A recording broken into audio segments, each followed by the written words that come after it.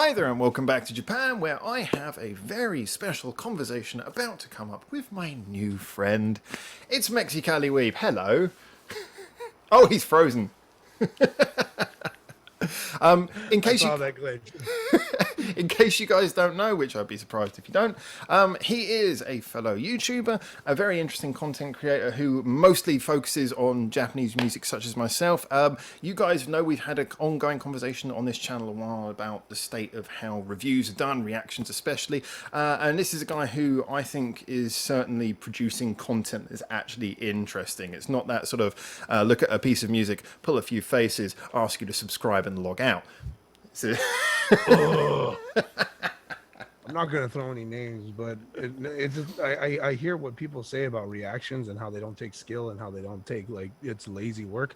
To an extent, I understand when you see those people. I'm not gonna throw any names, but dude, I think it's we all bad. know. It's I bad. think we can all name a few ourselves without much of a signposting. But anyway, yeah, I wanted to give you a little chance to just first of all, before we get into it, just introduce yourself. Tell us what you're about. Well, I mean, introducing myself. What time is it in your time? You are currently 12, 1 o'clock, somewhere 12 p.m. It's 12:48. That's during the daytime. I haven't had lunch yet, but Gotcha. Yeah, that's afternoon for you. Well, good evening on my side. Konbawa, que pasa? How's it going? I am the Mexicali Weeb. So thank you very much for having me. It's really an honor. It's a pleasure. Um, yeah, mainly what I like to focus on is, yeah, like I said, like how you said, Japanese music. That's kind of like my big thing because I've been listening to music. I've been obsessed with music since I was conceived. I want to say, yeah. My parents had no problem being around music, especially while we were still being developed. So, yeah, needless to say, definitely music is something that I've just been obsessed with, and just something that has just always been like everyone else could say, it's just an escape. It's just a balance of just makes life easier, makes this easier, makes certain aspects of like everything that you go through just better. And yeah, so with me though is I'm that one guy. I'm that one guy that has to say like there's not one genre of music that I like am not a fan of, and I have to say it, even country, because country gets that bad rep. But I'll never understand that. And if you say you don't like Nickelback, then don't talk to me. But well, yeah, this is an interesting thing actually, and there's an interesting point to kick off from in that I'm very much of the same ilk, and I always find it funny when people say, "Oh, I'm into any single style of music," and you go, "All right, what do you think of country?" "Oh, I hate country." It's like, how? No, it's it's like, wait, that's not how it works. For example, the Nickelback one's an interesting one because I mean, I have a bit of fun with the Nickelback thing, but it was interesting when Band-Maid had Chemical Reaction. Everyone was saying, "Oh, this is the song that has got like a Nickelback feel to it." And in my review, I said, "Yeah, okay, there's a sort of a Nickelback thing going on here." And everyone assumed that I meant that in a negative way. I was like, "Actually, although I'm not a big fan of anything Nickelback have done in the last 10 years or so, I was like, I mean that in a positive way. It's like they had like that really good charging sound, and it's really well written. That's the best thing about this song." So it is interesting how people have these limitations to what they'll allow themselves to like, and yet still claim to like everything. yeah, and that's my thing. Because then I'll toss country. I'm like, well, name me some country. But oh, I hate country. I'm like, well, dude, Luke Bryan's awesome, and like Hardy's awesome. Billy Currington. Yeah, those are just some examples of country. And I'll say it. The one of the bands that I grew up with, Creed. Creed is another one that gets dramatic amount of hate. I love Yeah. Creed. And Creed and Nickelback, those are the ones that I know that are just worldly hated. But nope, I am a big fan. I would love to see Creed and Nickelback live. Do you think that it might be because, and I think this is an issue, people often put personality very much at the front and center, which I can kind of understand. If you want to like a band, you kind of want to like them as people as well. But I think it is possible to like music without fundamentally liking the artist. Because it is just music. I think a lot of people tie their identity to artists, which is fine. Like I say, when you're really into an artist, when you're a big fan, yeah, I get it. You're going to want to tie your identity a little bit more to the people. And we talked about this in a video I did recently about whether or not it's possible for bands to sell out and how much of that's a real thing. But do you think that it's just that people are too connected to the personality and they can't just sort of discern music as just sound? So I mean, for some reason, after you asking that, the thing that comes to mind is for the Michael Jackson, the Michael Jackson kind of like, I know that could be a sensitive topic. A lot of people can feel like they were so attached to like his personality, his vibe, and oh hey, I like that one, and just like That's the shockingly vibe that he good. gave off. Yeah, thank you. And people were just a big fan of that. And then the moment they found out about what he had done, it's just you. They immediately broke. Some people immediately broke ties. Some people swear up and down that he didn't do it, and some people like myself, I feel like, yeah, I'm not someone that supports like the actions that he did, but did his music still provide like such a great time and such like put millions of people like in a good mood, that it just it music did, that was different. And so that's what I could say, that like, I guess, like, yeah, people can say like they tie like the music with the person, because I'm not gonna say like, oh, I know everybody in Creed, I know everybody in Nickelback. I've heard the singer of Creed is actually kind of a, for lack of better words, could be a douchebag. Um, but I mean, Singer in a just band Justin Bieber, raises the yeah, possibilities. exactly. Justin Bieber is one of the biggest douches ever, but he's got a couple songs that I like by him. Do I like the guy? Does his personality have anything to do with the music that he puts out? No, not really. So that's what I could say. Some people will get attached to it with like their, who the person is, who the artist is, and that's what makes them fall in love with the music so much so. But at the end of the day, I'm listening to the music, and that's really what I'm gonna be all about. If you're an asshole, you're an asshole. That's cool. Are you putting out great music? That's what it's about. Yeah. So I remember being at a party once in London. We were like, sort of a couple of drinks in, not exactly that far in, and there was a Japanese girl there who, I don't know why I say that she's Japanese. I just, yeah. But anyway, there's a Japanese girl there who I've been getting to know, and she was quite nice, and we were just having a little bit of a laugh, and then it's a sort of normal house party, and a song came on that was like a sort of a Justin Bieber remix or something, and we were just dancing to this track, and I remember one of the other people there who I kind of knew was like, it's like, oh my God, I can't believe you're dancing to that. I'm like, we're having fun. It has a discernible beat that's kind of nice. you're dancing Have with, some and you're also fun. you're meeting up with this woman. Like you're Yeah. dancing with, you're kind of like having a good time with this girl, correct?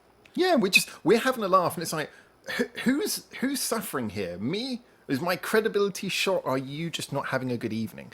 That's, he could have just been hating because you were the one getting game, and he just was just kind of sitting in the back, just like being like, well, who's getting the girl? Do you know? I wish it was anything like that, but I don't. I think it is that thing again. And just instantly, just to quickly mention the Michael Jackson thing, 'cause I think that's a very it's a very apt example.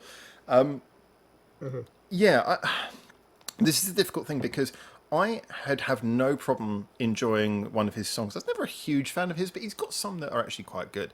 And I would have no trouble enjoying them because when I listen to them, I just listen to the music and I think of it in the context of how I'm thinking, how I'm feeling, what works for me. So what I find it very weird because I can understand how some people, if they hear it, they might have a negative connection, but I just, yeah, I mean, if you're just hearing it for the first time now, already knowing these things about him, Yes. I get it. But if you've already heard the songs before, they have a relevance in your mind that doesn't have to be stained by the actions of the person who recorded it. I mean, if the person who engineered the microphones turned out to be some kind of weird pervert, does that make it worse? If Should I destroy what's in front of me right now and say I don't support it? Yeah, Just exactly. get rid of this microphone. Yeah. Is Quincy Jones responsible for this? Is he now tied in? I mean, I find it very weird that people tie in sounds with that kind of thing rather than just enjoying the music. But I do think that is a problem that we face when we are reviewing music, is that people often approach it with their preconception of the group rather than just listening to the song. I'm glad to say that after quite a long time doing this, I think most of our core followers don't look at music that way. I think they've probably got used to the fact that I also give bad reviews. I don't just give good reviews. Sometimes I say I don't really like this song for this reason, and Yeah. I think that's managed to get us down to people who've got slightly thicker skin. But do you find that sometimes people who are watching your videos, you'll get comments from people who seem more interested in what they think of the band than the song itself. So when you ask that, you mean like you could say, for example, okay, let's just use the obvious one. I know you probably are tired of talking about them on every interview, but or maybe not. Band-maid. I knew you were going to say that. Don't worry. That's a nice common one that we can all level on. That's just the common ground. If you listen to Japanese music, you know about Band-maid. So you should do. Yeah. Just yes.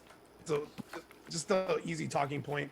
When somebody, let's say, who doesn't listen to metal, isn't crazy about it, and is being shown Band-maid for the first time, what is the first thing they're going to be like sucked into at first? Is it going to be the music, or these are 5 girls producing such a heavy sound and they're all just like maids? So would somebody, and I'm kind of curious, are there fans out there that say like, you know what, I'm just a fan of these girls because they're pretty, they're girls, they look really cool because they're all dressed like maids, but is it the music that I'm honestly in love with? So that, I wonder if there are fans that are actually like that. Maybe, I don't know, it comes as a package deal, like down the line, it's just maybe you grow to like the music even if you weren't about the music, so the theme that they produce got you into them. I think it has to be a measure of both, and I think there is a degree of shorthand to it. So when you see a group who are clearly doing hard rock but dressed as maids, that in a very quick sense automatically tells you there's a sense of humour. It's like a shorthand way of getting you into, okay, this group has a sense of humour. And I'm sure there are people who, and I think anyone who takes offence at this would be absolutely bizarre, that I'm sure there are people who genuinely like the band more because they're attractive as well. I mean, nothing wrong with seeing something pretty when you're listening to a good song. So I think that's fine. I think that's natural. I think just by enjoying music doesn't mean you have to turn off anything that makes the music kind of more fun. I mean, do you think Band-maid would be successful if there were a bunch of dudes? Well, I mean, obviously skipping the fact that will fundamentally change the sound of the voices, which I think would be a big difference. I keep on saying the vocal register is important, but let's say that they were not your typically attractive women. Let's say they were really not that kind. They wouldn't be as successful. No, guarantee they wouldn't be as successful, and that's just being honest. I mean, when we look at Scandal, when we look at Puffy, when we look at like Silent Siren, even Baby Metal, these groups, there's a reason why, as a general, they're mostly very attractive people, which is that, you know, musical talent is quite ubiquitous. So when a record company picks, or not, let's not put the record companies, when as an audience we pick what to listen to, we are going to be biased towards something which is more pretty. That's not to say that they're getting by on attractiveness. It's just when there's that much good music out there, you can't be surprised when the attractive people have a habit of rising to the top. It's just, you know, it's not a very PC thing to say, but it's absolutely logical, I think. It's my fight. It's my debate and my fight and my opinion that I have on Twitch. How many people are going to watch the 300-pound dude that's able to get a 15 kill streak on Call of Duty? How many people want to watch him over the 120-pound woman who can't play games for shit, but she's wearing some revealing clothing? Like, yeah. What's gonna sell more? What's something that's easier on the eyes? What's something that's better to look at? And but this comes back to that previous point though, which is, if she's generally not producing good content, then that's a bad thing. If, however, they're both producing the same content and she gets more popular, yeah, of course, I would love to live in a world where it didn't work like that. From the perspective of the creator, I mean, look, let's be fair. I mean, my hairline doesn't exactly make me top billing for producing music, and I think that's probably one of the reasons why I never really followed the artist route particularly far. But that's fine. I mean, I hate to say it, if someone was going to produce the music Silent Siren produce, or another group was going to produce it who had hairlines like me, I'm probably going to favour Silent Siren. Just saying. Doesn't make me less of a music fan. We've started with a very touchy subject here, and I love it. Yeah, we're just being honest right now. It's time for a little bit of honesty. Well, talking about actually, one thing that I do want to, because you mentioned obviously that you've been pretty much into music since the womb, and you're obviously open-minded about music. But what was your first taste of Japanese music?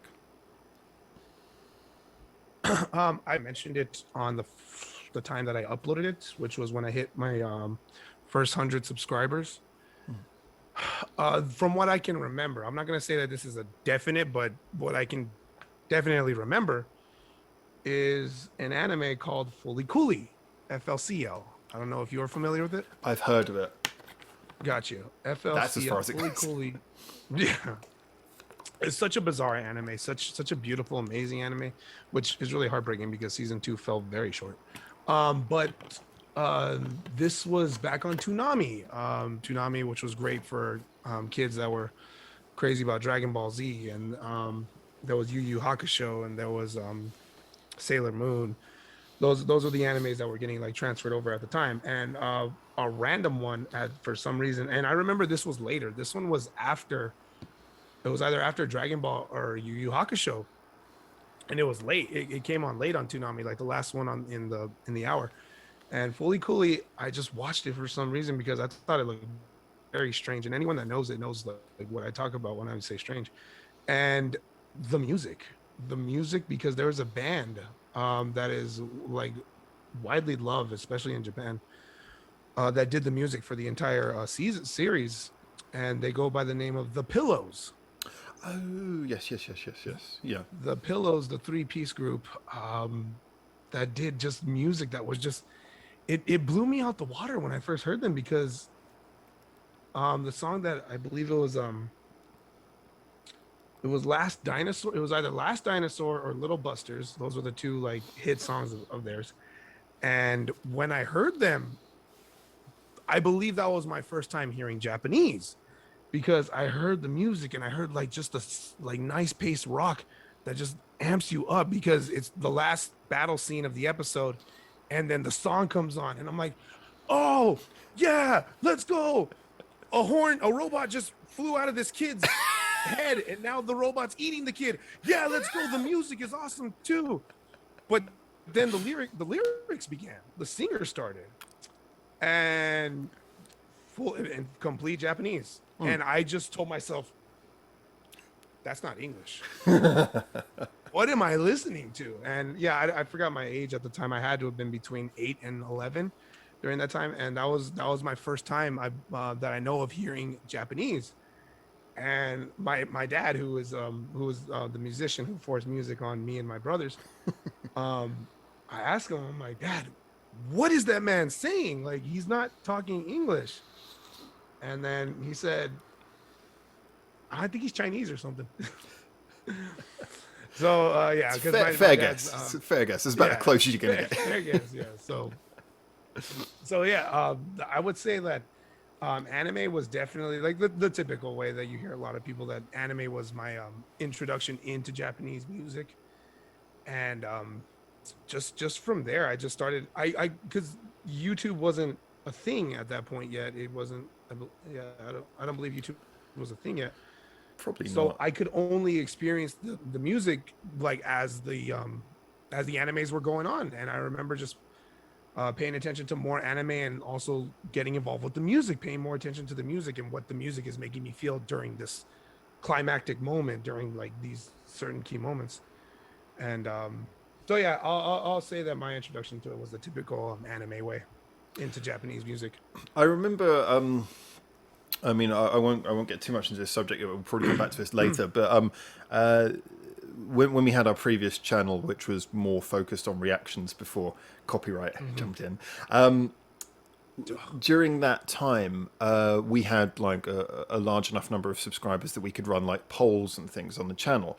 And I would run one like every week, and they were really interesting, seeing what people said in response to questions. And one of them was, I asked people, how did you get into Japanese music? And you give your vote Joe options, and one of them I put in there, I was like anime, because obviously there's going to be loads of people coming from anime, and anime I think accounted for about a quarter of the people, if I remember correctly. I mean, someone, by the way, if there's someone who's been on the channel for a long time who remembered this from a couple of years ago, get in there and tell me if you kept a copy of that. because we lost a lot of that data. But yeah, I think about a quarter of the people. I was expecting it to be more than half, but it turned out to be about a quarter. And a lot of them, it was just from family members. So it's like, oh, I have an older brother, an older sister, and I heard them playing this, and then it got me into it, and then I'm now more into it than my sibling. My sibling is or was. And I found that really interesting that there's actually a lot of different ways that people have got into it. But anime does seem to be, whether it was directly for anime or not, those anime theme tunes were such a big thing in like the late 90s and early 2000s that I think a lot of people were more easily exposed to anime music. And it's always been a big thing, isn't it? Every sort of group, every singer, every band has like an anime theme tune that they've done at some point. So Yeah. I think it's a great way to expose yourself to artists. I know James, one of my co-presenters, I know that he certainly does that a lot. He goes through anime, and that's how he finds out about artists and things as well. But yeah, so that was kind of your in to it. And then how did that really translate into doing the YouTube thing? How did you find yourself on YouTube? Man. Because that's quite a long time gap, really. I mean, there's a long gap. You've been building up an interest in Japanese music between the two. And Exactly, because that's my thing. I don't know anybody that loves music more than I do, and my thing is I've been playing music since I was in middle school. So I want to say since 7th grade, all the way. I was in marching band, I was in jazz band and orchestra for all 4 years of high school, and that's kind of like where my music experience goes to when it comes to like hands on. which instruments? But my instrumentation like experience with it. My older brother, though, however, he's the professional musician. He's one of the greatest drummers I've ever seen, and so he's the one that took the route of the more hands-on way. He gets paid to do it. Me more so, I'm more of the music aficionado, appreciative. Okay. There's a word I'm looking for that I can't think of, but you guys. I think that was a good word. That's a good word. Yeah. Yeah. And so but it's just since then, even during high school, it's just when people would like introduce me to this and this and this, it was just there was no limit to like what hyped me up, because at the end of the day, if there was talent, if there was art in it, I could hear it. You could feel that in music, and that's what really got me going. And it became like a frustrating struggle within myself, because going back to anime, it's like sometimes when I'm watching anime, I'm thinking to myself, dude, that scene was really awesome, but was it really awesome because he punched that guy in the face, or because the music was like really awesome on like, because I find myself doing this, I'm headbanging like along with what I'm seeing, but it's like, wait, this has nothing to do with what I'm seeing. I'm really enjoying what I'm hearing. So that's kind of like my struggle. And even like in movies, like the scores that composers put together, But it is part of making the thing. Like, yeah, it's part of making the scene. Yeah. So if you're enjoying the music, it could be better than the scene, but that still is fine. That's fine. That's the job well done. Yeah, I mean, exactly. What John Williams did on, I believe, was it John Williams on King Kong? What probably the was music in King? Yeah, the music on King Kong was just, oh my gosh, yeah, that score was just beautiful. I downloaded that and I would listen to that for weeks. And so when it comes to like how I transition into YouTube, I can say that definitely COVID played a huge part. Sorry, excuse me. I have to say the fear virus, because YouTube. But I think we're okay. I think you can say it now. I think they've realized that you can't pretend it's not there anymore. People can't be sensitive about the topic anymore. Yeah. But yeah, so definitely I can say COVID was a big help for that, because a lot more free time happened in front of me, and I had a lot to do. And being able to build a PC, get a PC together, because I've always been thinking about, like, I kind of want to do the YouTube thing, because I've been running a Twitch channel for about 4 years now, and that's been cool. I've been doing that with my brother, and we've been enjoying that. And then I just kind of had like these ideas just pop in my head after seeing like people's reactions and me jumping more into Japanese and really listening to Japanese music. And then I'm thinking to myself, like, dude, I'm somebody that really likes to just talk about music and appreciate and hype up certain moments that I really can't, like, I'm not gonna say I can't share that kind of moment with everybody, because people who I'm typically surrounded by don't have an ear for it. They just kind of hear that you're listening to Japanese music, but not really interested. Yeah. So I just kind of wanted an outlet where I can, at the same time, talk about like this amazing music that I'm hearing, and hopefully one day support, because that's another frustration. These bands, they can't do the world tour. A lot of them can't go to California. They're like, there's bands that I would kill to see over here. My first story, Miss Green Apple, Lisa would be amazing. And so that's what kind of like all those like ideas that I was having, frustrations. I just kind of put them together and thinking, you know what? Let's. I have a computer now. I have time. Let's make a YouTube channel. And I kind of thought, like, after seeing a lot of reactions of, it's funny because I never saw uh, Japanese music reactions. I never really found a channel that was dedicated to purely like reacting to Japanese music. I see the channels there's the heavy metal channels that typically just do all heavy metal reactions. And it just so happens that they'll do band-maid or love bites, Yeah. yeah, the kind of the more heavier sound. Sort of So I saw swing those through out of channels. interest. Yeah. Exactly, yeah, because it's like, oh, they have the heavy sound, so this is my territory. I'm allowed to touch this. But then like I'll see other bands like how I listed before, My First Story, One OK Rock, and Miss Green Apple, but I'm not seeing any reactions on them. So I thought, well, why not? Let me be that one guy. And but the biggest thing that like I really kind of wanted to do with this channel, like the long-term goal, was to hype these bands up and build a demand overseas, because to be able to see these amazing bands in my backyard that would make me cry. I know Band-Maid's Yeah. been here. I know Band-Maid, Flow, Baby Metal. Off the top of my head, that's what I can think of that's been to that's done the world tour. But there's just so many other bands that I would just love to see here, and I think. yeah, that would be my goal. Yeah. I mean, it's interesting to hear you say that because this. I mean, I would say this is kind of the same thing that really we were doing here. And I spoke to another fellow recently who had he's I think he's kind of stopped doing YouTube now, but we had him on an interview before, and he'd I should point out for those who know who I'm talking about, Mr. Niku, he'd obviously Yeah, I was about to say, yeah. he Mr. Niku. he was not so popular with a lot of people, and we talked about this as well. He'd riled a lot of people in the wrong way. I hadn't really seen what he did before, but he was very much. I mean, when we talked, one thing I could say is that he was very much looking at the same way, is that there wasn't many people focusing on Japanese music, and the idea of sort of spreading that music and hearing yourself do it is really interesting. Obviously, this is what we've been doing for a while here, and a lot of the time I will focus on bands who I know I'm not going to get many views for covering them. And the reason I do that is specifically because they're the sorts of groups who then I'll be the only person covering them, and therefore I can say, look, let's hype this up, because we've got a good strong community. Like I said, we've got a community of people who'll get behind something, and if they like it, they'll all talk about it, and then it will come up in our Discord regularly. So suddenly they'll be appearing regularly in our Discord, and it means new people will see them. It's a good system to cover these bands, because even if you don't get many views for those videos, it will be something that will then stick with your community, and that could hopefully drive something in the future. But I do find it interesting that obviously when you're talking about this, you hadn't come across us. Mr. Niku hadn't come across us. I hadn't come across yourself until quite recently. I hadn't come across Mr. Niku at all until he did a video about me.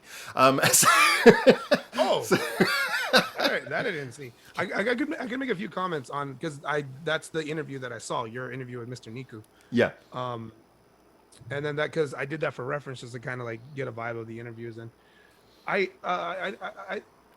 I can respect his point of view when it comes to reactions, because like I said, after I started this YouTube channel, I see those reactors. I see those ones that I'm just like, why? Why do people subscribe to you? So I understand like how and I believe he did this kind of like topic, it was, or type of videos, they were called reacting, like he would purely satire reactions. He would I believe make so. fun of, he would be like just kind of like making fun of, talking smack towards those reaction channels that I legitimately cannot stand. So I understand his frustration with that. I feel like, but he just kind of has a general like opinion that reactions are just, it's just trash. You shouldn't be doing reactions. And that's why I kind of pride myself in my reactions that I'm going to be 100% legitimate. So it's really hard and frustrating when not frustrating in the sense that like, cause in the Discord that I have right now, they're dropping like the recommendations like on the daily. And of course, like I love that, but I will make sure that I do not watch these videos because I want to give a legitimate reaction. Yeah, no, absolutely. I will avoid that new band-maid video just dropped. I'm not going to be home for the next 2 days. I can't listen to it. I had to avoid it because I'm going to give you a genuine reaction. And I'm going to talk about moments that I feel need to be hyped up. I'm going to discuss those moments. I've been getting some hate on my Love Bites videos because I'll pause at the worst times, and they say, "Why do you pause?" And then I say, "Why do you watch reaction videos?" When I was doing, it's kind of. I must admit, when I was doing reactions, I had first of all, I would only do them on his first time, and I also had a no pause thing. It's like I wouldn't pause it because, in my opinion, to hear it, I'd have to hear it properly. And of course, that produced the paradox then that people were like, "Why aren't you pausing it and talking about it over time?" I was like, "Well, because I want to hear the song properly, and I can't take it in if I kill the flow of the song." And then so it became this paradox that I would do that, and some people would like it, and some people wouldn't like it. But then if you pause it, there's going to be people who dislike you doing that. So you can't please everyone all the time. Of course. But there is an art to doing reactions. I mean, as much as I say, I mean, I understand that as a general, I think the state of reactions is it just attracts a lot of people who just want to get cheap views just for attention. But there are people who do it properly, yourself included. Like I say, you talk about it, you really go into depth afterwards. Thank you. I think there is an art form to it, though. There really is. Although I've chosen to now step away from that, and I'm really focusing on only doing reviews unless there's a reason to do it as a reaction, like if it's got a shock value. I do believe there is an art form to reaction videos, and the problem is that most people don't realize that. Most people who do it don't really understand how to make media or how media or music really works. So, I mean, I would imagine that you found yourself really learning in this process, that you found yourself improving as you go. Exactly. I don't want to I'm not trying to hype myself up, but I will go for it. I appreciate that. I will say that one thing that I hear often in messages and hearing from people who watch my videos is that the difference with me is that when I do pause, I actually have something intellectual to say. I actually have I don't just pause and say, "That was a kind of a cool thing," or "She looks really cute right there. He was doing some cool things with his fingers right there.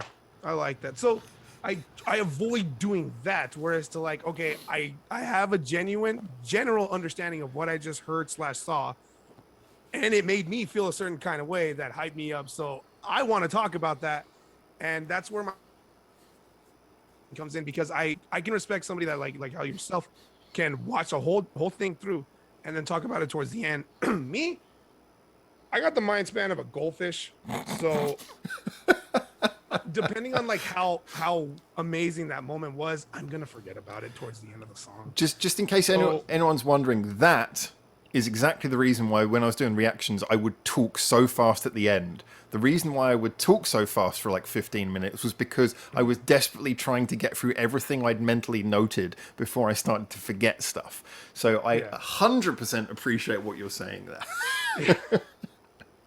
It's just you gotta clarify some things on that, and that's why. And some people have noticed that on the people that I would comment saying, "Dude, you pause at the worst times. You're horrible, honestly."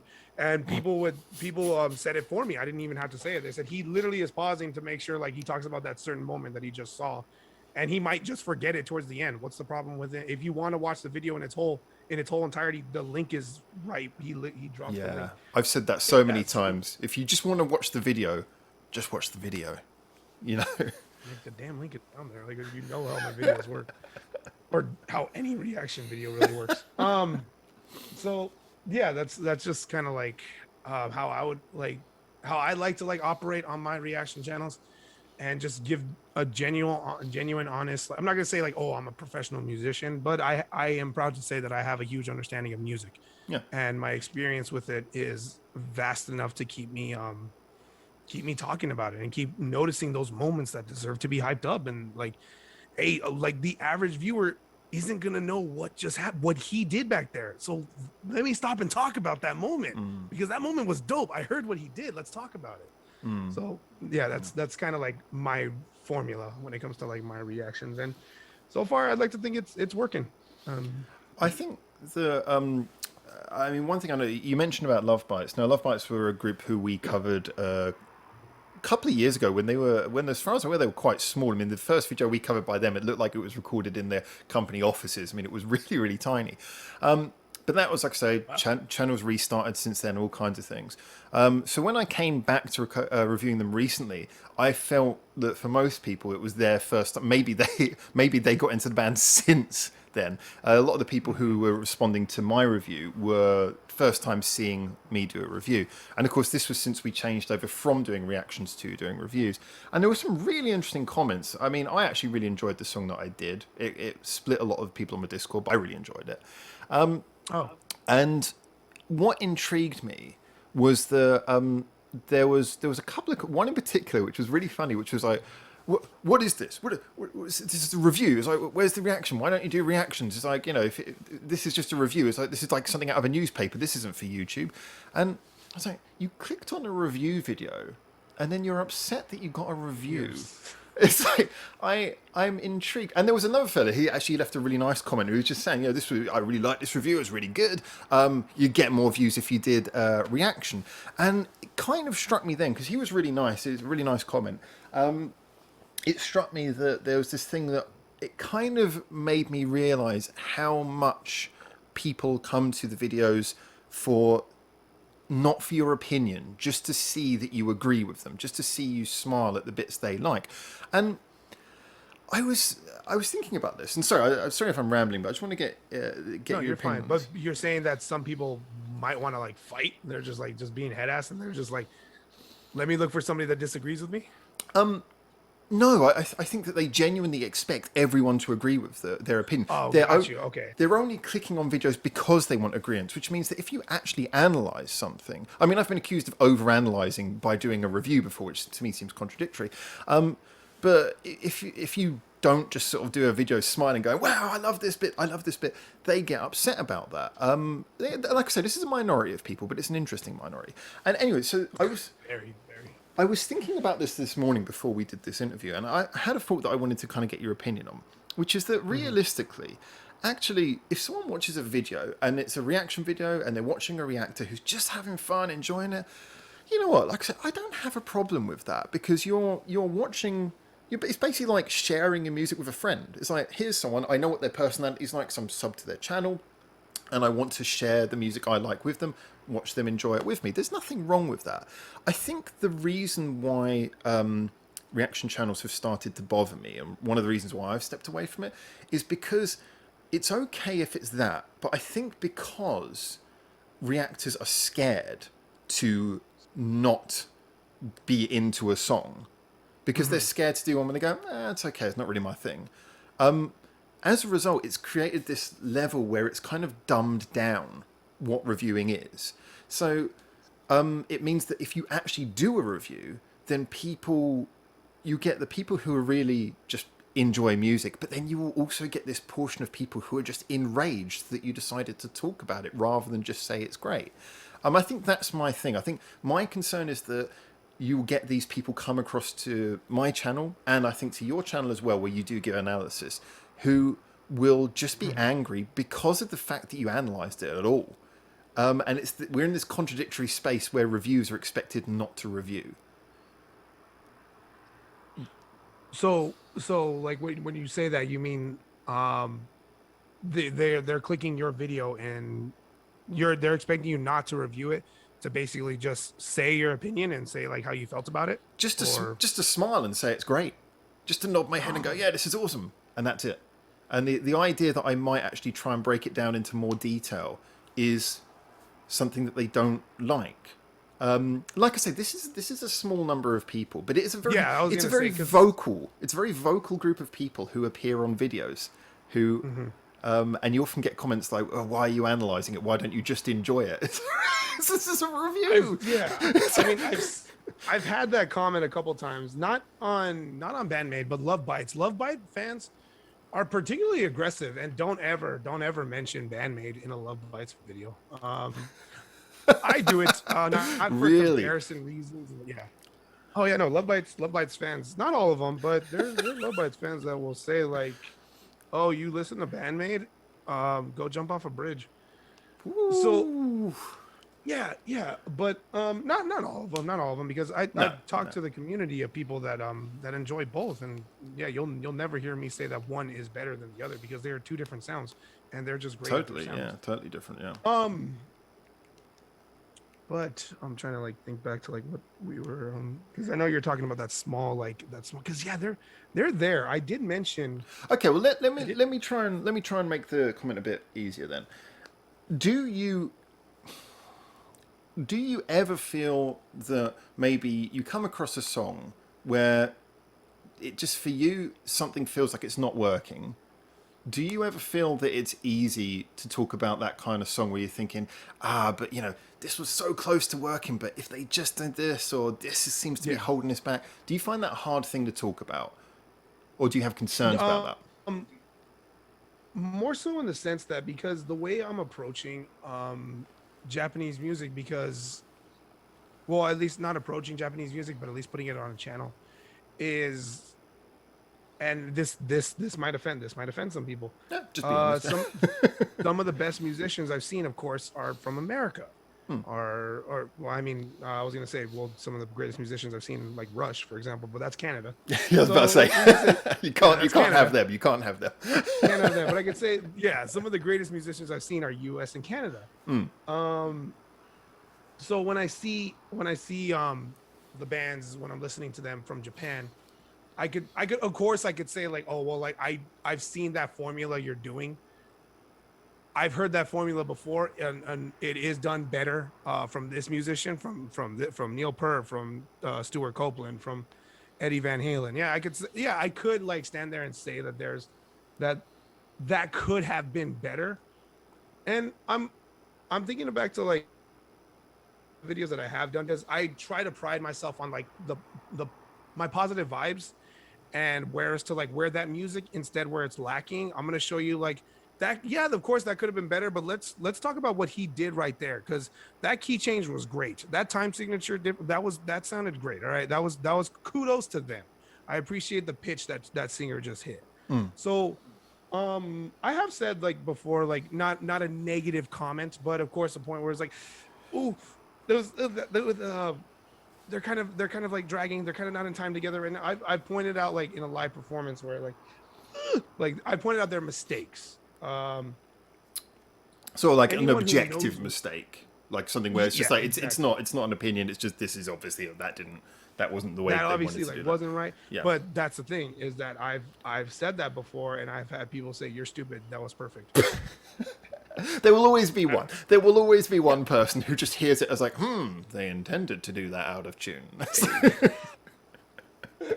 he did that completely wrong. No, but that was correct. So, yeah, you're wrong. Yeah, exactly. You are wrong, and so I find it best to like not spend the time arguing with those people. Yeah. But so that's kind of my thing, is that I'm not gonna talk about like why a band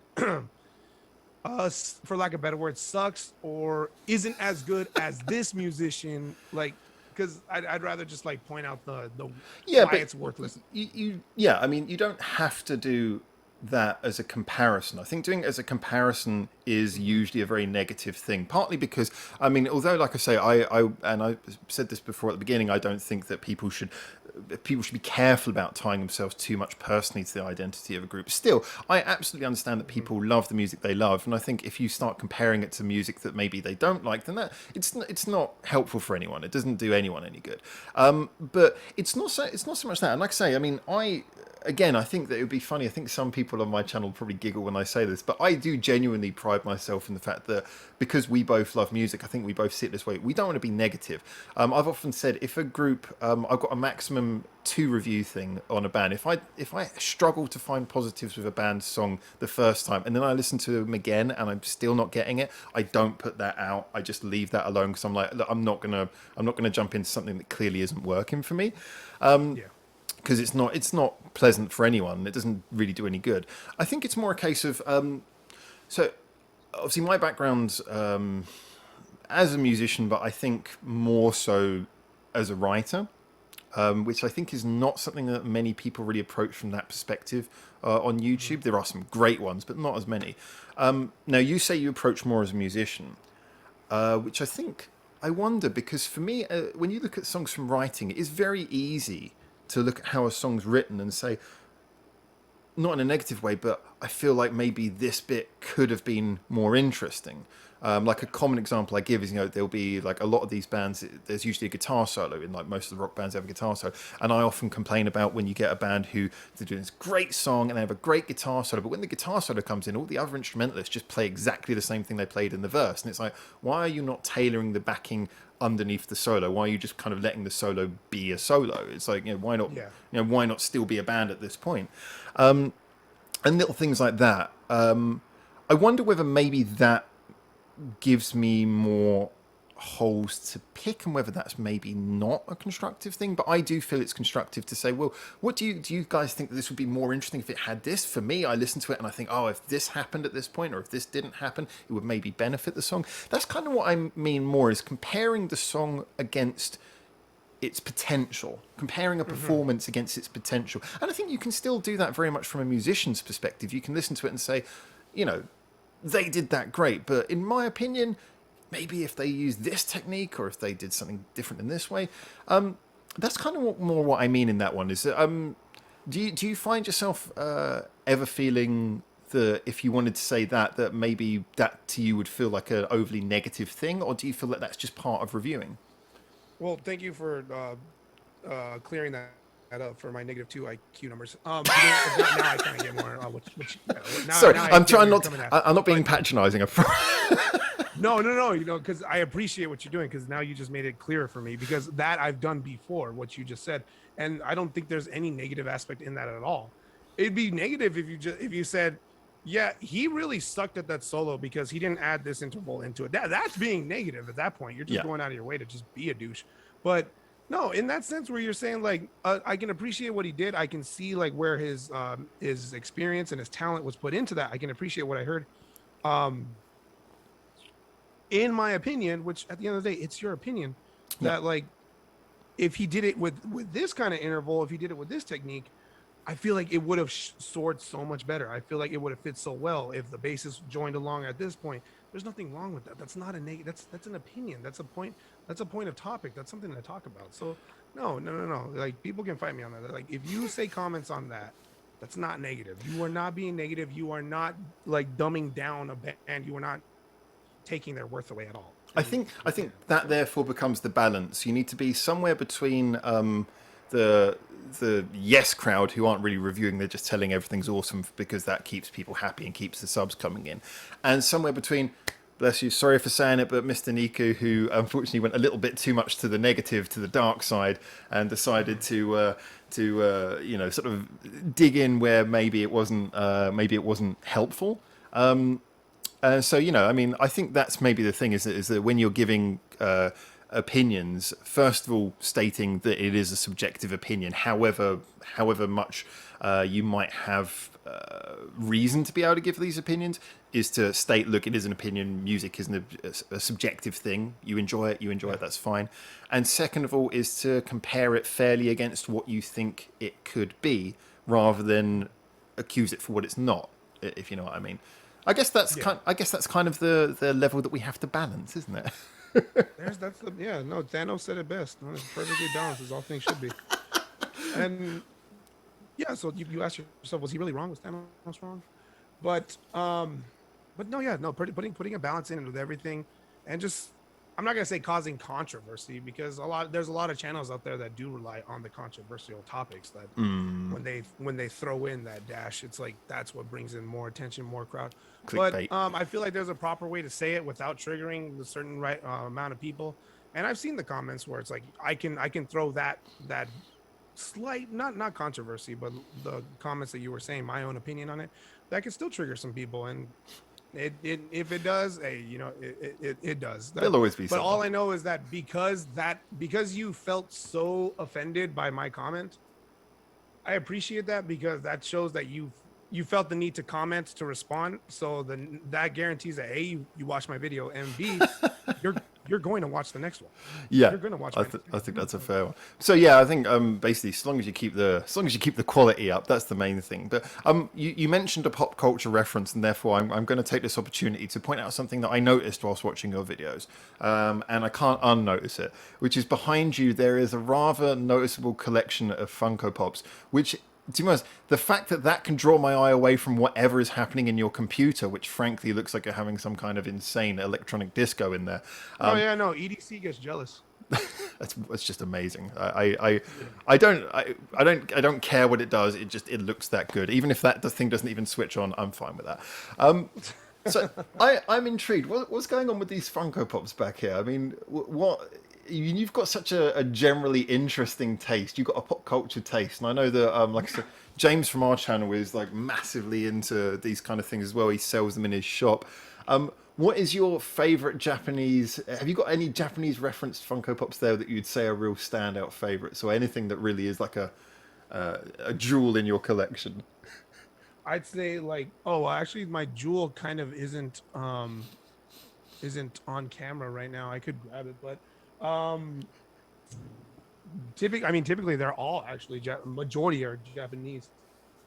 It started because for my 24th birthday, one of my best friends just got me one, and I had kind of like, I've seen them before, but I had no interest.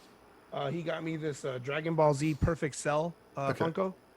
And from there, he started the train wreck that destroyed my credit score, as we know today.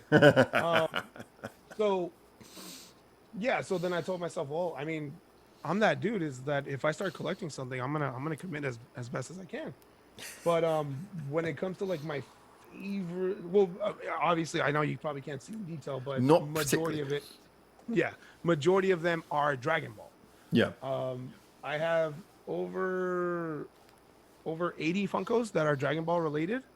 But you have everything that's Japanese here. There's Dragon Ball, there's Power Rangers, there's My Hero Academia, there's Kingdom Hearts. Oh wow, it goes down lower than I think we. This is an exclusive, guys. You're seeing how low it goes. Oh wow. This is more Power Ranger stuff. You really are the merch guy. Yeah, I'm a big fan of merch. The problem is having like the room for it. I can't wait to get cracked open. I'm terrified of this, because the moment I open this up, it's gonna be a ridiculous like dedication of hours to it. You have to take a week off the channel. Exactly, because I'll need to buy the table and the light and the paint and the tools for it. So that's just stressful. But no, yeah, definitely I'm a big fan of Dragon Ball. That was my gateway anime. And I'll fight anyone on it. Internationally, Dragon Ball is the biggest anime in the world. Fight me on that. I think most people would agree that. I think most people would. I think it'd be hard to argue with that. I mean, do we count Pokemon as an anime? Is that count as an anime? Pokemon still is, yes. Pokemon is definitely still an anime. But I think that's more famous on merch, and like that's more famous on like games and the peripheral media. Yeah. I mean, people kind of lost track because Ash has been 10 years old for the past 20 years. But I'm not gonna say like the anime is like it's bland or boring, because I fell off of it real quick. But definitely the merch is something that like that's definitely where the money comes from, the cards themselves. Like my thing with Dragon Ball, I'll never say Dragon Ball is the greatest anime. I'll never say that. I know the story can be a bit bland and just awkward at times, but biggest in the terms of fame as the anime show itself, oh yeah, I'll fight people on that. That Dragon Ball is worldly more. You've just unfortunately given me. I can't avoid this. I've got to jump in and do this.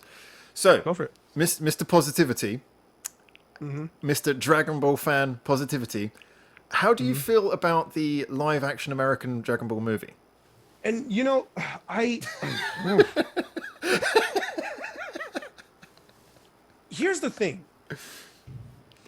I had fun watching it. I had fun watching it in theaters when I was a kid. Good. That's good. I had Justin Chatwin playing Goku. I forgot who the hell played Piccolo. But Emmy Rossum was Bulma. That's right. I had a lot of fun watching it because it was like the show I grew up with is finally on the screen. Yeah, I see that. Yeah, and it's not animated. It's filmed on camera. So that's where I can appreciate, like, you know, it was fun watching. It's like listening to a remix, I guess. You know, kind of like it might not capture exactly what you loved, but it's kind of nice to hear a reinterpretation of something that you know you like.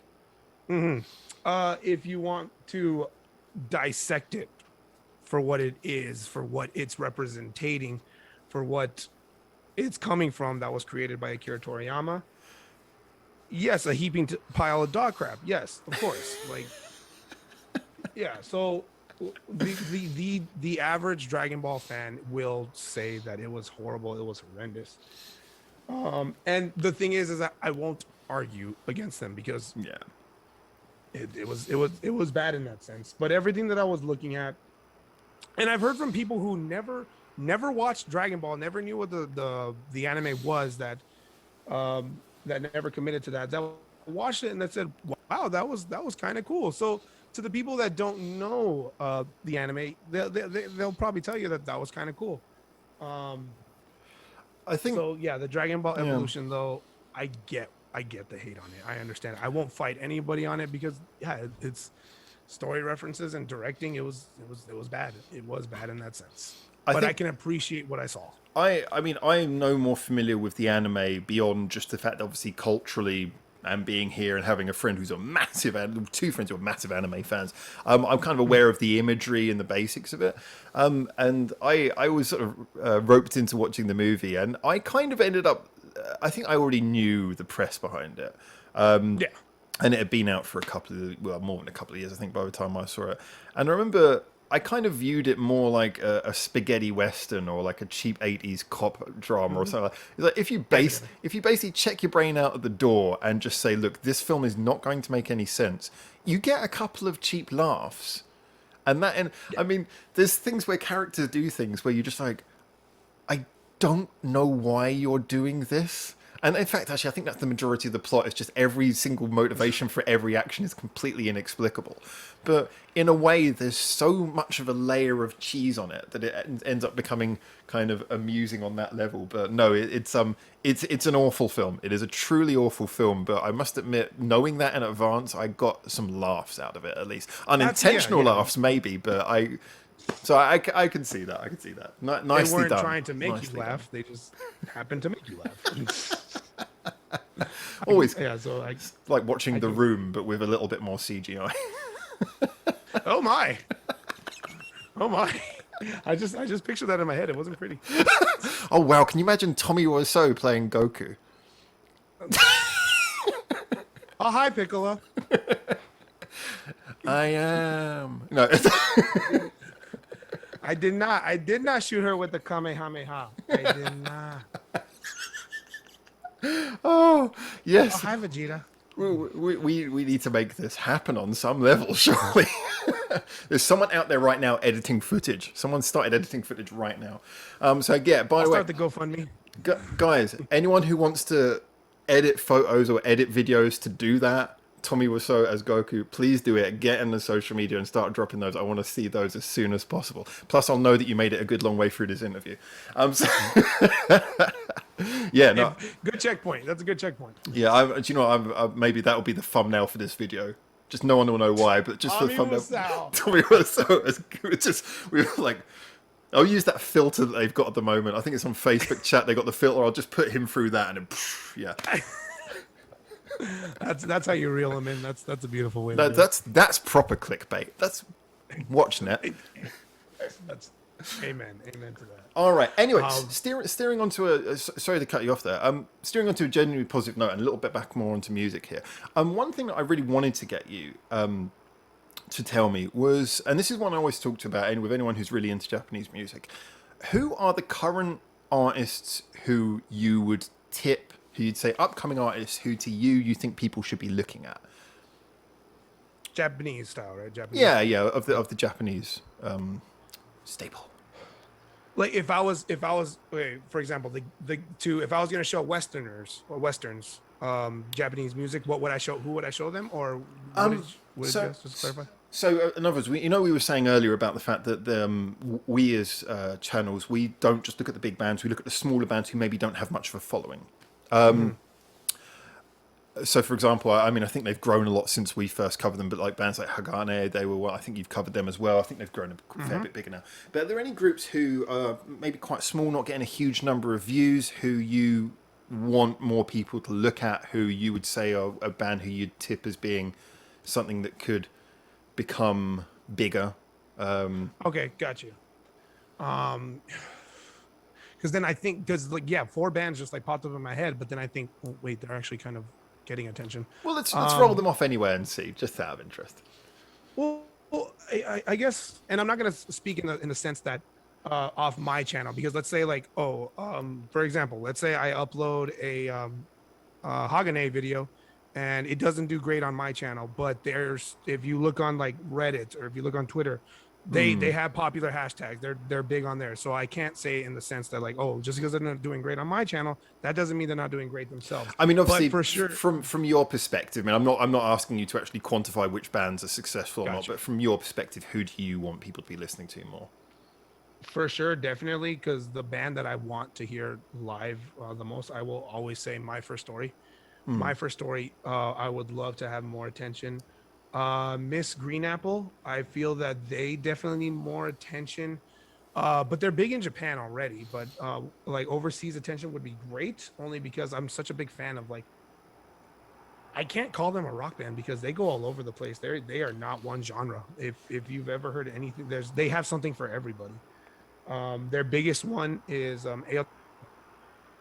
Blue in Summer, and arguably the other one could be the biggest one is, I don't know if you're familiar with the anime Fire Force. They did an opener for that one called Inferno, and that one was their top on Spotify and Amazon Music, probably for that reason. But yeah, Miss Green Apple, My First Story, one that a supporter of mine really showed me that I just fell in love with right away was Fern Planet. Fern Planet is another one. Yeah.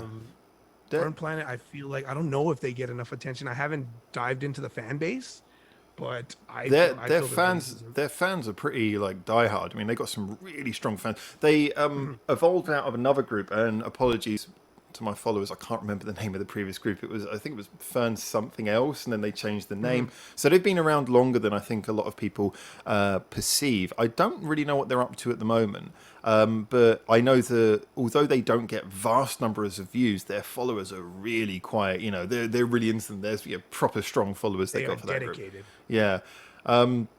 So yeah, no, that's an interesting one actually. I mean, it reminded me that's another one of the groups who I need to get around to covering again. There's so many many good groups. You just don't have time.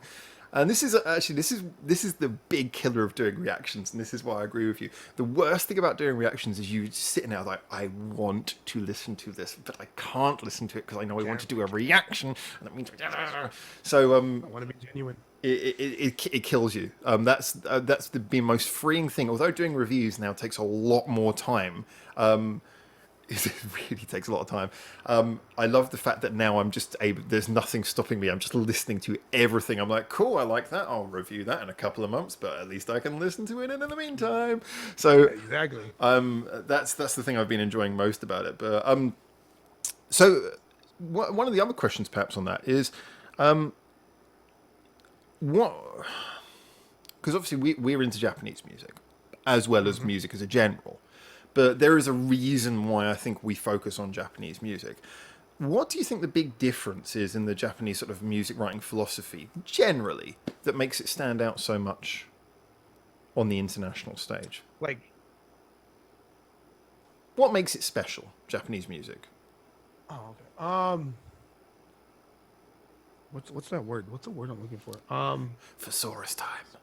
the fictionary. What's that damn word? For lack of better words. I should just have a drum roll building up at this point. Seriously. All right, let me spoiler alert. You're not going to think. Commitment. You're not going to think of the word when you get to this point. Yeah. You're not going to think of it. I'm not gonna think of it, but You have to go the long way I round. could say commitment is definitely one of the words, because the thing is, it's not even just with music. The difference, like with, for example, when you heard Jimi Hendrix, when you heard Eric Clapton, Jimi Hendrix, Eddie Van Halen. I'm not gonna like say that their process of it was demeaning, because they didn't commit. No, they did. But for some reason, when I hear those artists, I hear it and I'm like, you're just born with it. You were just born. You were born to do nothing else except what you are doing on those 6 strings. Yeah. So you can tell, you can feel that. With Japanese, and it's not just in the music. I don't want to say that they weren't like born for that, but I can for some reason feel that, dude, this person like did not stop, not like committed to this, Invested a lot in it. 28 hours a day in a 24-hour day, like in a 24-hour day span, they committed 28 hours in that day to commit to what you just did. Like, I can feel that you work towards that, like, because I don't feel that natural like born flow with it. I just feel like, dude, that was just time and practice and effort. Not saying that Jimi Hendrix and Eddie Van Halen didn't do that, of course. Yeah. But I can feel that natural as to like that natural born vibe, whereas to like that commitment, time, and practice, like to perfect it. I mean, I know you yeah. can set up both sides. It's, if I could just sort of just see if I get the point, because like I say, I can see that you're trying not to make that come across the negative way, but in all fairness, I think that's a totally logical comment, in that I think what you're referring to is that there's perhaps on the Japanese side, there's more of a technical quality to it. Like they analyze what they're doing, they go into it, because I think with both sides, that, like you're saying, basically there's that balance of the natural talent and then how much you work on technically producing something more. So you could say, like, you listen to someone like Jimi Hendrix or Eric Clapton, they could basically just be jamming it. They, you know, it's just something that there's just coming out of them. When you hear Naturally. When you hear a Japanese artist, yes, they could jam, but you get the feeling more that they designed what they're playing and technically created. You literally just like dove into my -4 IQ mind, and you just got it out of me. You just said it better. The longer this interview is going along, I'm like, God damn, I'm stupider than I thought. And then I'm proud of you, because you're able to sift through the idiocracy that I put out. And I'm you're like, over-analyzing. I'm over-analyzing. There you go. Yeah, so yeah, that's the beautiful way to say it. That it's like a fine-tuned machine.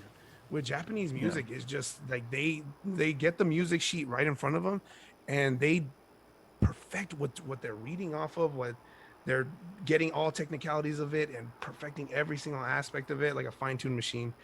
And I'll say the emotion. Japanese music, if there's one thing I want to use to just sum it up, one word, it's emotion. There's just so much feels in it. What you're listening to, and it's impressive if you it's impressive if you can read like lyrics of certain songs and not cry when you read them. Yeah. And yeah, I can feel that. I can feel that they put a lot of emotion into their music, and that's a lot what stands out, because once you translate the lyrics, I know translating the lyrics or words in Japanese and English isn't a direct translation, of course, because English is a special kind of language. You can get it pretty good. But you can get the gist of it, of course. And then when I read those words, I'm like, wow, that dude, like, I don't think Shakespeare got that deep.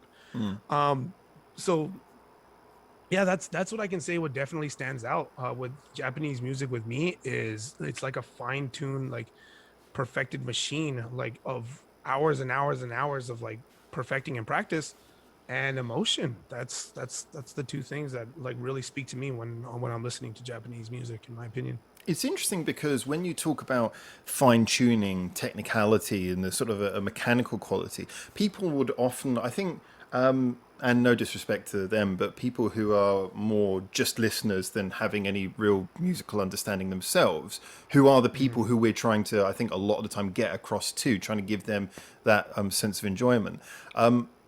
They often would see that as being the opposite of emotion. They'd see one as very sort of cold and analytical and the other as not. But I actually think the truth is that's really not true. I mean, all forms of entertainment are effectively mathematical. They can all be broken down to a mathematical fact. I mean, the fact that yellow and blue look together is just to do with the opposing positions on the spectrum. You know, the fact that an octave works is a mathematical thing, as are chords and time signatures and everything. I think that if you can be technical in a way that is cold, but when it comes to art, you can be technical in a way that is understanding how to express what you want to express. And I think that's one of the things that really wows me about Japanese music, is that when you don't often hear a lot of technical for the sake of it, you don't hear something where we're just sort of throwing it away.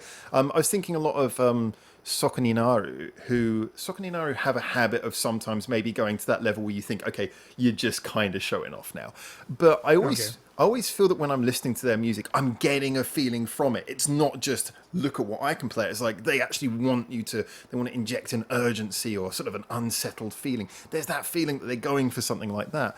And it is using the technical to translate the emotion rather than just showing off.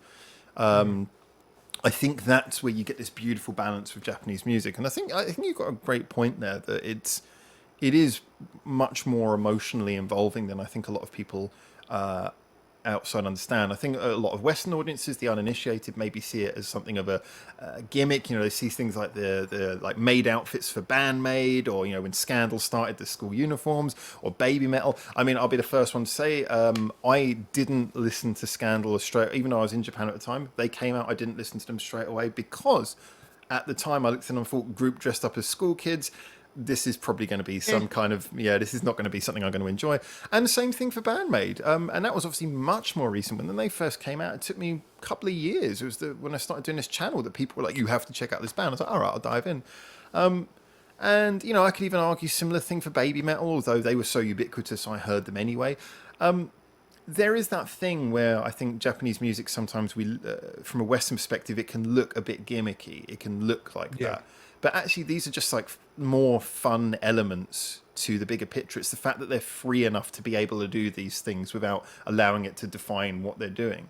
And I guess the one message it would be nice to get across to people who are not initiated in this is that if you tear away a lot of the surface things, which are just there for fun, Japanese music is a lot of it is incredibly deep, is emotional, it's interesting. Dramatically. I often come back to it. I'll just say again, the followers of my channel know about this one, but the Silent Siren song, Yoshida-san, I first heard that not as a single, but as part of the album. And I remember saying at the time, I was like, this is a good song, but the problem is the lyrics are so fast, it feels a bit messy. It feels a little bit like they're just putting a little bit too much into it. And then one of my followers, who obviously knew I was big into the band anyway, was like, check out the lyrics. And he said there's a video for it as well. I checked it out and I realized the whole song is about social anxiety. Worked. Bam.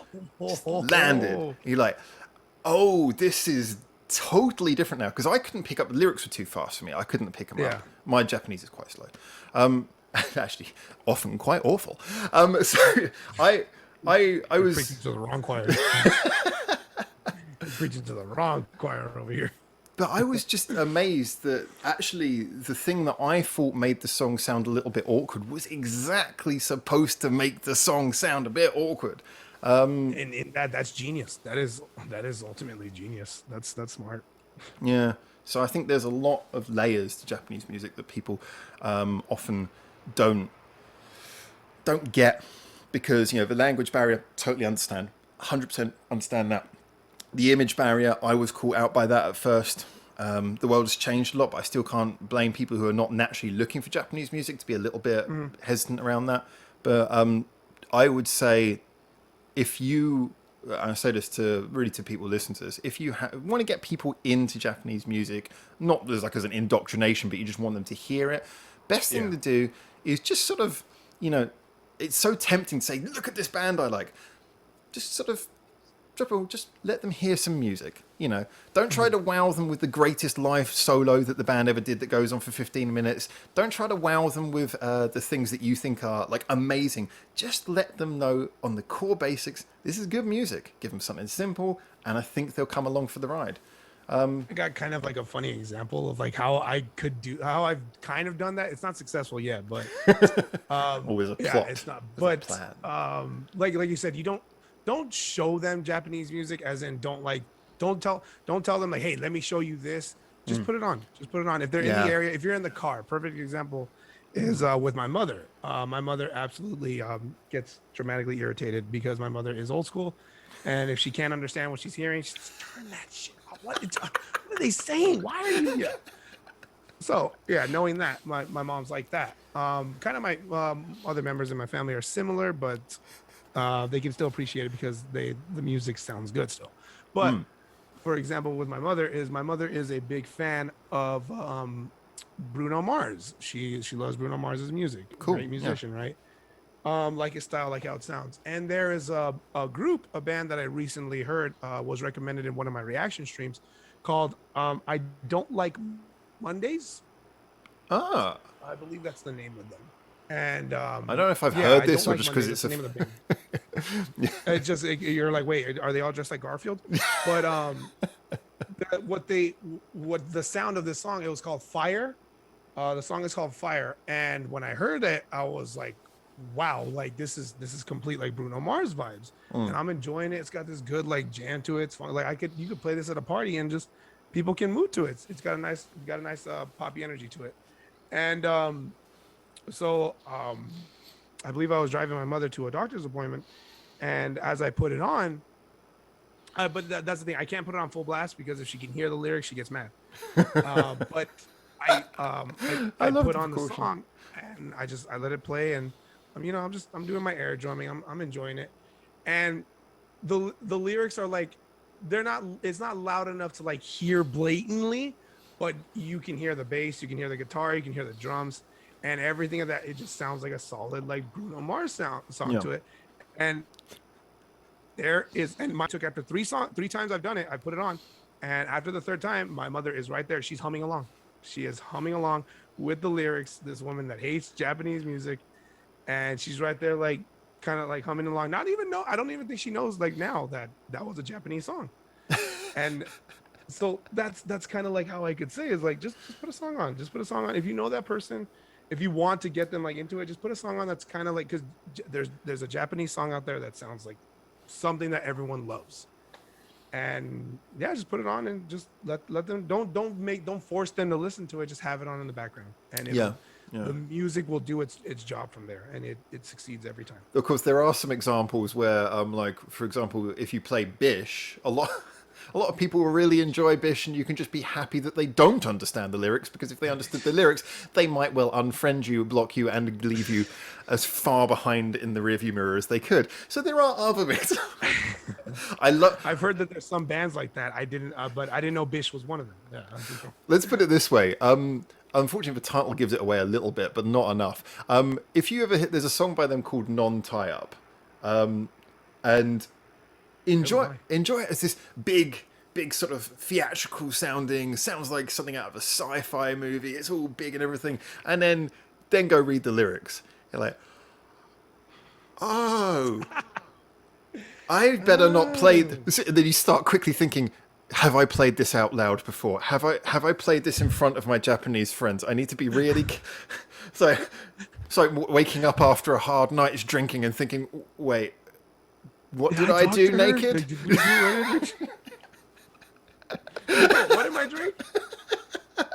I remember it's another one of those songs where it's just it's one of those ones where it's often hard to understand Japanese in lyric form when you're learning Japanese. But I really enjoy it because when you pick up lyrics, it's just such a good feeling. It's often easier to understand when people are speaking than singing. But it's one of those ones where I'm kind of so glad from a reviewing perspective that I didn't get the lyrics first time round, because that would have probably had me laughing too much to appreciate the song. I would have been giggling way too much to enjoy the song. I'd have been like, what is going on? But yeah, I sorry if I've spoiled that for you, but you absolutely must check that out. No, you're good. Now you piqued my interest. So there might be another reaction to Bish coming along with the lyrics right in front. So this could work. You just probably made good content, my friend. Well, Howard, real quick, do yeah. you mind if I take a quick pee break? Is that possible? Okay, let's do a pee break. All right.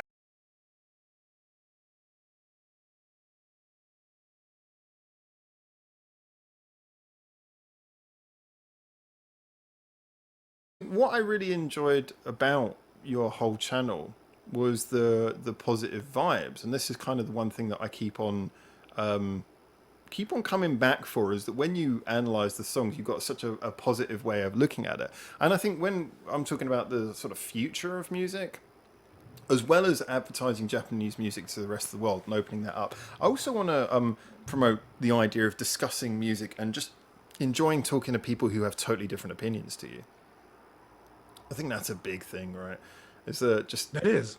people don't talk to other folks who don't have the same opinion as them enough. And I'd like to see more of that. I'd like to see more people, communicating about stuff that is, really outside of what they would normally listen to. So, I don't know. I mean, I don't know your background when it comes to where you grew up around, but that was kind of like always my thing, is that there's like a handful, less than a handful of people that I could like talk about this music with, that were already familiar with it, that have kind of like done their own research on it. And so that's the one thing that I'm really thankful for, that this channel has done for me. It's introduced me to so many people yeah, that are all about it, that know about it, that have done their research, and that love to hype out about it. There's a very well endowed with knowledge gentleman, of a guitar, Andy. yes, You yeah, cannot you cannot surprise the guy. You cannot. You throw something his way, and he's already done a 8-page essay explaining to 13 different professors about like what that is and his opinion on it. He's heard it and done it. So, but that's the thing, is that I strive to like hear from people like that, because it's like you can learn so damn much, and you can share the same appreciation that you have, that genuinely you can't like what I'm surrounded with. I can't really there's not a lot of people that I can talk to about that and share the same hype with. I mean, when I think from a young age, I was always working with music. I went to America I think I was 17 when I went to America, and working with musicians. I went there doing music. Came back working with music. I've been spent most of my life basically working with music in various ways. And so I think maybe I've been lucky to be around those kind of people. But sometimes even then, especially I found this in London, dare I say. And London, Camden is not anymore, unfortunately, due to development. But Camden used to be the musical centre, and you'd have people from all over the world coming in. We'd run events and venues where they'd come in and they'd play at some of our venues and stuff like that. And you met people from all around the world. But the one thing I noticed is that you couldn't have these kind of conversations, because you'd have like a guy turn up and he's a Latin guitarist. That's it. So he'll talk about other genres of music, but it'll only ever be as a comparison to what he likes, which is Latin guitar. So, well, that's good, but it's not like when we do this. It's like, okay, that's not the conversation we're having. And you'd have people who'd only ever be into their thing. And it felt competitive. It felt like everyone was kind of like fighting for their corner, fighting for their sound. Whereas Yes. I found that when talking to music fans, there is a bit of that. Like we said, there is people who they're fighting for a team. But I noticed that I think it's partly because they don't have to wear the pride of being a musician, just because they're just someone who likes music. They're just much more open to talking about it. They don't have to. It's like you talk to like a really good guitarist. You're not going to get them to say they're into pop a lot of the time, because that would it would make it sound like they're not actually a good guitarist. It gives that inference. So yeah, I found that this is just the best forum that I've found for talking with music, and people disagree with you and you have a great conversation, and no one's playing the high tower trick. No one's playing that high tower trick. It's funny because when you say competitive, because there's a comment that that my younger brother would make, that I really can appreciate, because um he's like me. He'll get involved heavily on Facebook, like topics and arguments and such and such. And let's say he posts his opinion on this video game or this movie, saying, Captain America Winter Soldier was phenomenal, it was amazing. And then somebody responds with, "Yeah, but Avengers: Age of Ultron was better." So, okay, I can get that, but that doesn't disregard like the comment that like this one is great too, because at that point then you're just so are you saying that because this one is better that this one is bad? Because then Yes. yeah, Yes. so at that way are you trying to take away the significance of this one because you favor this one? Is it an additional So comment, or are you trying to move the bar to a different place? where are you going with that right now? Like Oh, although so I will point out, as someone, I'm not exactly a big fan of the Marvel films, but I think anyone who thinks Age of Ultron is better than Winter Soldier really, really, no. Anyway, carry on. I'm Um, sorry. Age of Ultron was trash. Like, you can fight it, anyone watching right now. You can fight me on that. Age of Ultron was trash. and what a waste of Spader did an amazing performance. He did really good Oh yeah, performance in no, that, and I felt so bad that he was wasted on not getting like the oh god, the script was just it wasn't even so much the script. Actually, the script had its good moments, but just the overall plot, like even they, I it believe was they so took, convoluted. It was so like it was such a mess. Honestly, Age of Ultron. and to build up to chucking a city out of the sky. It's like Yeah, that's where it led up to. it's like That's wholeheartedly where it went to. if that's what you're building up to, then you might as well lose pretense with trying to go for any complicated route. Just say dumb thing go boom. Dumb things go eggs. That's I good. like how you say James Spader because James Spader was Ultron is not that's not what Ultron is. Ultron wasn't that kind of character. That's not like how he created. He's designated to be a robot, just sound technical and robotic in all that sense. But James Spader turned it into a character that I was hugely a fan of. So Yeah. when you say that it's such a waste, you're completely right. James Spader was the best part of Age of Ultron. Yeah, absolutely. And so every time I think of that film, like I said, I'm not hugely invested into the MCU or anything. I never was that big fan. I think the first few I really enjoyed, but then I felt like it was just too repetitive. But I certainly can see what people like about them, though. But I must admit, when I think about that film, my first thought is always, yeah, Spader was awesome. And then just suddenly I start remembering all the other stuff that happens if you watch the film from beginning to end, and it's like, oh, This oh, isn't a you do this and you magically created a perfect superhero out of robotic human what, and then he does this and then a city falls out of the, yeah, you know what, I'm not going to rewatch this. doesn't have no rewatch value. So Don't there, get me started on. go on, finish that sentence, Do not get me started on Thor Ragnarok. Oh, I'm glad I'm not the only person who has a problem with that. I'm glad Oh no, I'm sorry. That was I don't know if that was a Marvel movie or a comic stand-up show. It was just yeah. joke after joke after joke. It was bad. And my problem with that was doubly the so we're on a tangent, but it's an interesting for the conversation anyway. My issues with that partly was the fact that tonally the jokes lost any weight. It's okay to have jokes, but it's just, everything was joke. And then my biggest problem with that, though, my biggest problem was the fact that his character in the first one was very interesting. His character in the second one, okay, it was the plot line was a mess, but he kept the same character. And then the third one, it's just like, This isn't Thor. who is this? It's like there is no dramatic weight to this at all. It doesn't feel like he's got anything that he's fighting for. And then come the last one, what was it called? Endgame. It's like, we just don't care about him anymore. Let's laugh at him. Literally, what they did to my boy like was horrible, man. Like, and That was they nasty. turned him into Lebowski. And The full Lebowski. was he fighting? Was he fighting for like for Earth and his companions, or was he fighting for a rug? Like I couldn't tell. Yeah, I got the feeling that they needed some comic relief, but they picked every character to be the comic relief, and it's like, Every character. yeah, it's like, So I mean, if you want to end the topic of MCU discussion, we can end it on on Winter Soldier was the and people you can fight me on that. I say that a lot today. You can fight me on that. I love it. That, We're lining up a whole freaking tournament for you right now.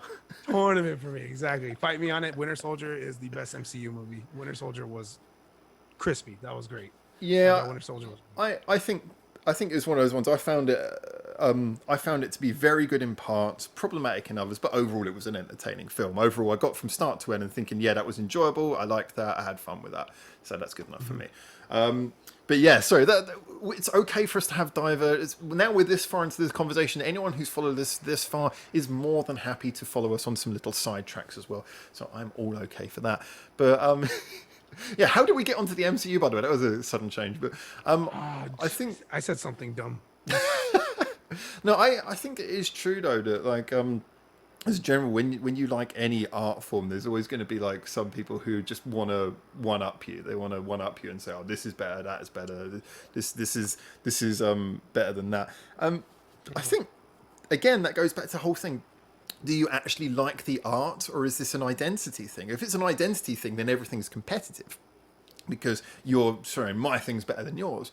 Whereas if you enjoy music, then it's very hard to be insulted by an opinion. If you enjoy music, it's very hard to be insulted by an opinion.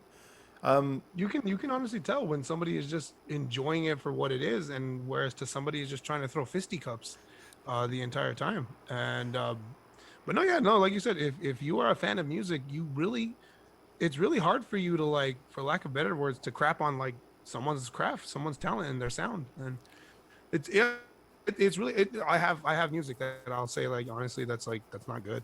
But no, if I see the effort in it, if I hear it, if I feel it, I'm gonna talk about it, and I can appreciate it. I think the community thing though comes around very strongly because what you I think next time you come to Japan, which I'm sure you will, I think you will reap some of the rewards. And I say this because when I went to the band-maid Shibuya live box, the concert there, I remember that very vividly because I was just going along to sit in the crowd and watch. And here's me at the time with probably had like 1,500 subscribers at the time. I walked in there and I noticed that there was a surprising number of people looking at me. I was like, okay, this is a bit strange. And then I arrived quite late because I was trying to get interviews outside. And when I walked in, I was walking down, you got like the top tier and the bottom tier, and I'm walking down the middle thing trying to find my seat. And there's this guy, and I could see him. It was the worst, laziest thing ever. He's sitting there, he's like...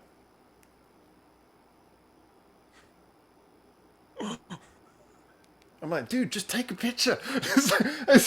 And then I get to my row. I walk along my row, and you can see like everyone's already sitting because it's a whole seating thing. Everyone's already sitting, and you could just see my gap in the middle, and I have to shuffle along to my gap. So I'm shuffling along to my gap, and as I'm shuffling along, the person who's one over from my gap looks across at me like, and then I get closer. I sit down, and he's like, "I know you." In English. That's a better outcome. That's a way better outcome. I know you, YouTube. And you can tell the guy doesn't really speak English, but he's like, I know you, YouTube. I'm like, yeah. I was like, I'm spending the next 3 hours sitting next to this guy who knows me from YouTube. So I feel now almost like I'm on trial. If I do anything that comes across bad, that could become... And this guy speaks Japanese, obviously, so he could put this out in Japanese like, this guy did this during the concert. Oh my God. He wasn't dancing enough, or he was dancing too much. It's like, what do I do? Like cheeseburgers. Wait, how do you know that over the internet? Anyways. The scent sensor. I didn't tell you. I downloaded a scent sensor into my computer. That's an app that I don't want. But the thing is I must admit, despite that, it was a wonderful feeling because it kind of shows that what you do online does connect with people who you never see. You have subscribers who will check out all of your videos and who will never leave a comment because that's not what they're there for. They're just there because they enjoy watching the videos. Exactly. So there is a wonderful quality to that. But I must ask then, obviously we talked about the future, about what we would love to happen, but on a slightly more tangible note, assuming that you are probably going to get the chance to come to Japan, hopefully by the end of this year, maybe next year, what are the things you want to do? And I mean, you mentioned briefly before we started the interview about a previous experience in Japan where perhaps your first trip here wasn't what it should have been. I'm interested in, is there something you want to make up for from that first trip, or? Oh my gosh. Okay. Well, what happened? See what happened was. It's always good when it starts with what happened was. Yeah, no, that's the term over here. We say, see what happened was. It was really bad. It was really embarrassing. Oh God. Well, it's um I was really embarrassed right then and then when it happened, and that's why I would love to like go to that man and thank him for being amazing. So like I said, me and my brother were going to Japan for the first time. We got invited to go to the Tokyo Game Show, and we did a whole video, we did coverage of it, and that was really awesome. Awesome. So but day one when we show up and we land, it's a mess because phones are dying, phones aren't charged, and I'm just that kind of guy. I'm cool with winging it. I'm that dude saying, "Hey, let's just wing it. We'll figure it out when we get there." And so we get to Narita Airport, and then we get off. We're able to take the bus to the prefecture, which was Chiba. Which, Oh yeah. to this day, if I ever move to Japan, I'm gonna live in Chiba. Chiba is just so peaceful. It's so nice. It's just I lived there calming, for a relaxing. while, and yeah, it's definitely it's really peaceful, beautiful. Yeah, it was just good vibe and just relaxing. The greatest ramen spot. I can't wait to go back there when I go back there. I don't know. You probably know it's that ramen spot that has like the red tents, and it's across from the Oh casinos yeah. Oh, you Oh, you actually you mean in Chiba City?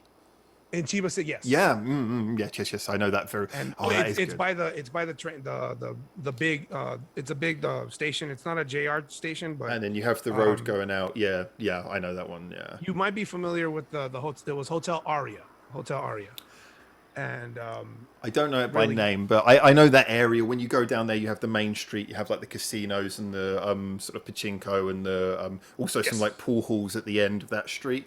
And yeah, down there, there's a lot of ramen places down there as well. There's Actually, this ramen spot that was just absolutely Yeah. amazing. But yeah, going back, so the bus from Narita, we're able to get to Chiba, and from there, we were able to Google Maps, and Google Maps was what well, it was successful. Google Maps, which I can, but not in Japan. So, long story short, in that part, we get onto the wrong bus that takes us the opposite direction of our hotel. ooh, So we are going the wrong direction, and I realized it. And my phone is at 4%. I want to say we didn't charge it in the airplane. I don't know why. I was not smart. I was not thinking. And my brother's phone is already dead. So I'm over here thinking two options: get off right now, and look up right now the next bus, and hopefully it's the right one, and go back towards the direction, or get off and walk. I know the direction. I think I know the direction of where the hotel is. And Yeah. so yeah, but I decided, yeah, you know what? I need to save the battery life for as long as I can, because if I Google the wrong bus again and we go the absolute wrong direction, we're going to be even more screwed. So I decided we're just going to walk, and me and my brother are walking to the hotel, and thankfully it was just a straight shot down. It was a long street, and then we get to the hotel. So here's the embarrassing part. oh god, This is where I told you, this is me being completely ignorant, you can throw arrogant in there if you want to, thinking like, oh, stupid American. That's fine. Please, if you feel that way, I understand. So I know the price of the hotel. I have the money budgeted and everything. That's okay. And we show up. He asked for our reservation name, and we gave him all the information, and it pulls up. And then he says, would you, I believe he asked us if we wanted to pay in full. And we're there talking with a Google Translate phone. So yeah, it was really cool in that sense. We were able to translate, and that was okay. And so I say, we're just going to pay in full for a week right now. And he asks, it's this much. And I hand him the money in USD. I give him the set amount. It was $700 USD.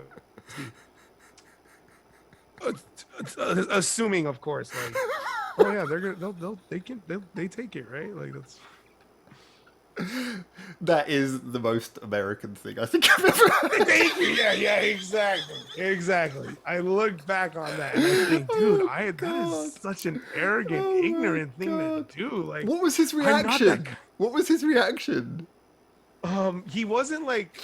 I think back to it, and I think like, dude, I would kind of be like, expect him to have like a "Are you kidding me?" kind of face. Yeah. But no, he was very like, "Oh no, I'm sorry." And then he talked into his phone, and that's when he said, I said, we don't take American dollar. And I was like, "Oh, duh." Like it finally clicked in. Like, yeah, I'm just arrogant and dumb and ignorant. So I just think that like, oh yeah, of course, you guys will take American money anywhere, right? So But that's in actuality. I mean, that's not as crazy, stupid, arrogant, dumb. Or to be honest, I'm pretty sure that's not as unique as you might think. I think there's probably a lot. I mean, that's funny because the sum of money was so large. Because the sum of money was such a large amount of money, that's what makes it funny, really. If it had just been you went into a convenience store, it would have just been a small, like, oh, whatever. But when it's $700, that makes it much more amusing because it's like you've had all of this drama and you turn up with the wrong currency for a huge transaction, which is really important. But just out of interest, so how long ago was this? we went to the Tokyo Game Show in 2017. I So want to say. not that long ago. No, it was not that long ago. And had you travelled much abroad before this? I wonder. My only traveling consists of in America, which was New York. I've been to New York and I've been back, and outside of the country is just Mexico. But So- that was just driving. If we And- contextualize it, then there's nothing really that stupid about this story at all. You were kind of learning on the job. You know, I mean, Yes. Yeah, thank you for that. Yes, yeah. So I definitely did learn, and I did it because I've gone to Mexico, and that's out of the country. And in Mexico, they'll take all USD.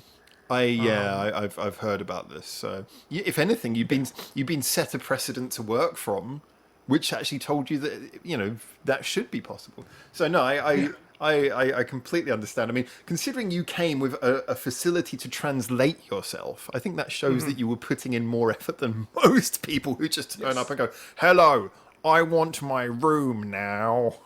Like, you speak English, you should know English. I'm American. No, I would not. I love how often the response when someone is trying to say I don't speak English is the person speaking English just slows the English. Like you're going to teach them English by saying the word slower. Definitely get it now if I just say it slow. Oh yeah, I understand now. I was just not capable of following the speed. No, that as amusing as that story is, I would just say that I don't think it's unique, and I don't think there's anything that you should be particularly embarrassed about there, so long as you never do that again. Yes. No, thank you. I kind of want to sum it up real quick is how we're able to fix that problem. Okay. Because mind you, we didn't come with a lick of yen at all. We didn't have anything. We just had pure USD on us at all. So, I heard My belt's digging into me. Sorry, I just need to adjust. Yeah. That's what that I is, heard just in case afterwards- anyone's wondering. All right, carry on. Just in case. No, I was gonna say, yeah, you're getting comfortable. That's okay. I do that too. Enjoying the story too much. Carry on. But the way we fixed it, it was because of I believe he was the manager, the one that was talking to us, and how amazingly kind he was, and he was great. I believe what we did though was kind of like the worst way to do it, but it was the only way we could. Is that he literally called a taxi, paid for the taxi, Wow. Oh my god. called a taxi, told the taxi cab driver to take us to an exchange office. Yeah. An international exchange. They are quite currency common, exchange. luckily. Yeah.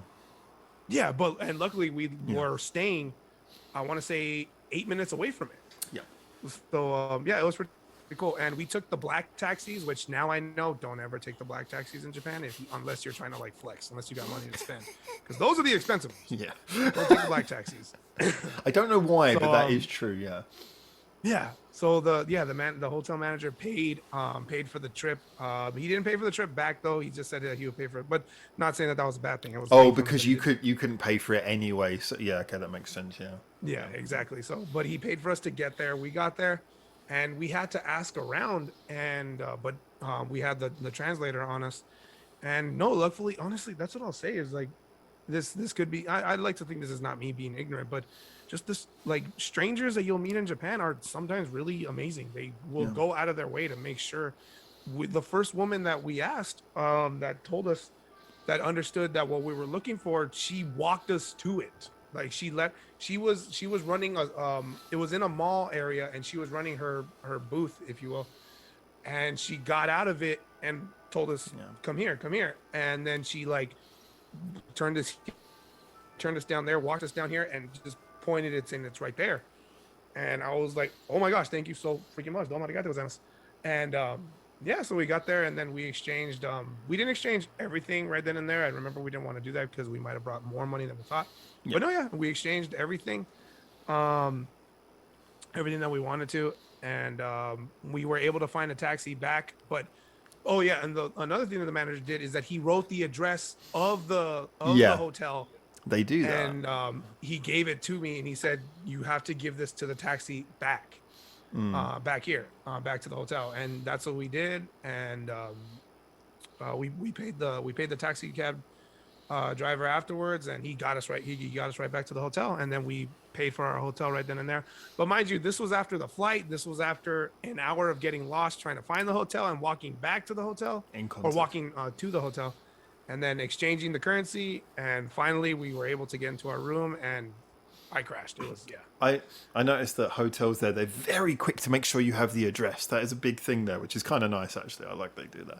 But yeah, so I appreciate it.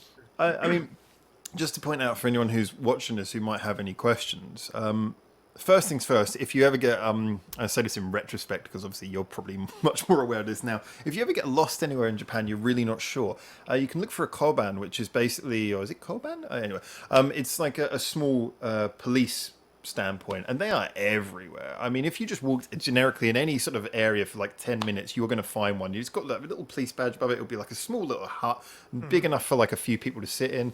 Find them. They will always help you, and they're really good. The police in Japan, wonderful, very helpful. So, you can always do that. If you've got currency problems, admittedly, I would be worried if you had currency problems at night. There's not so much facility, but during the day, you'll find lots of like open fronted shops that do like sort of like the sort of Western Union type shops. And they're ticket shops. They're usually shops you go to like a box office to buy tickets for shows or things like this, or subscription tickets. They will almost always either do currency conversion or show you somewhere where you can get it. But the main thing is, like you say, about asking people for stuff in Japan. There's something which I often refer to as the 50-50 rule, which I love. And I demonstrated this. Okay. In 2015, I had some of my friends from Europe. I had, it was like something out of a punchline joke. I had a Lithuanian, a Latvian, myself, and a Japanese friend. And we were walking around Tokyo.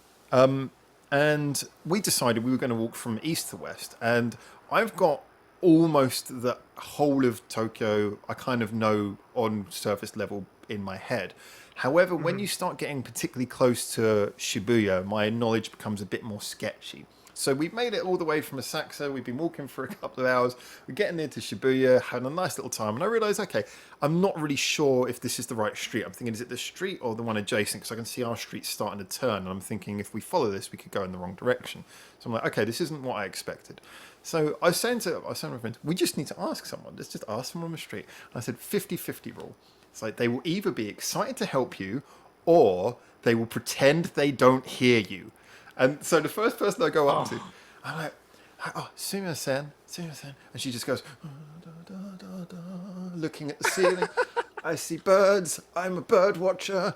I'm watching birds. And then I don't know you. You do not exist. And I'm not here right now. This is one of those streets in an area where you get this in Tokyo, where it's not a busy street, but it's still a big street, so during that time of day. So there's no one else around. It's pretty clear that it's only me and her having this conversation.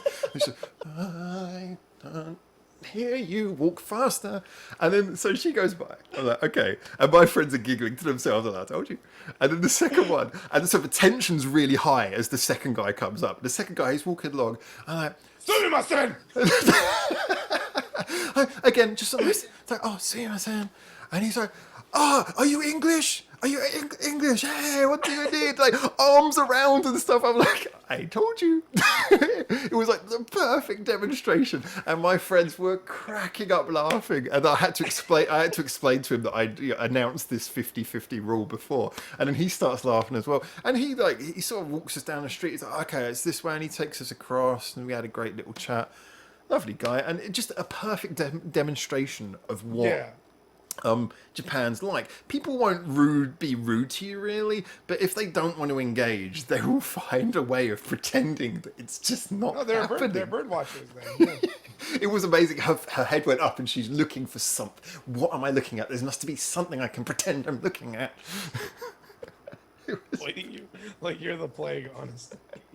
Yeah, bless her. Because Oh, I can understand the mentality. Maybe she's having a busy day. She's going to do something at work, or she needs to get home to like prep something for the next day, and you know she's thinking about these things. And the last thing I want to do is have a beleaguered conversation with someone who can't speak Japanese. Because of course, as far as Yeah. she's aware, I don't have any linguistic ability. I mean, as far as she's aware, sumimasen's probably the only word I know.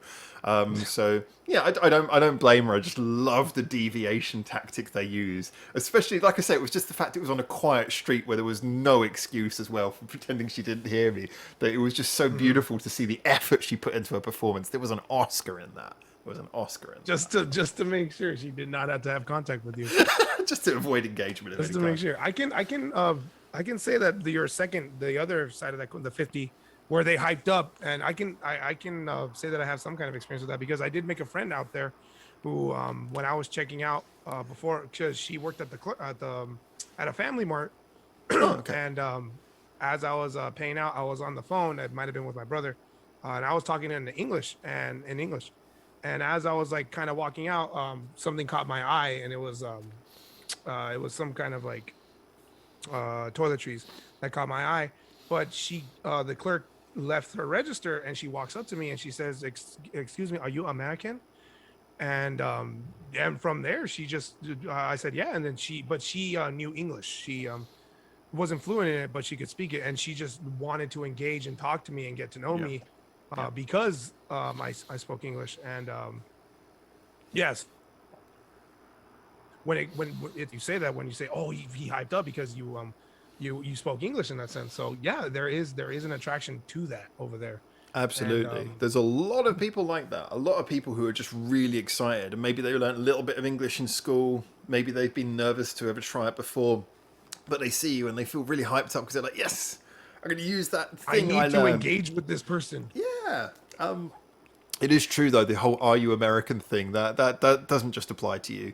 I've got the glad pleasure of having been on Japanese TV a whole 3 times.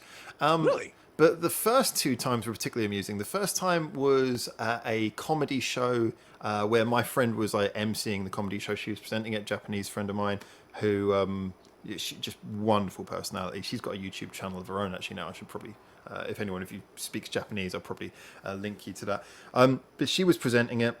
And so I was there in the crowd, just kind of supporting her, and I could pick up a little bit of it. And one of the comedians decided that he was going to, because they had like different comedians coming on. One of the comedians decided he was going to drag me up and say that I was his manager, and I'm going to take him to America so he can be famous and become a celebrity in America.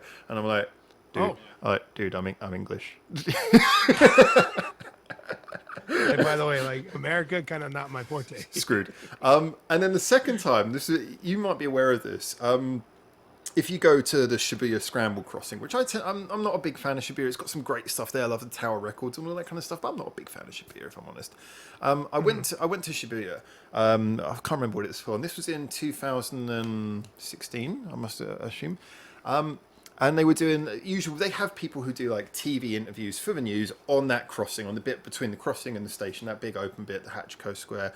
They have people talking there, doing interviews all the time. And occasionally it'll be something where they want foreigners' opinions, and they know that's a great place to pick up foreigners. I was already living in Japan at the time.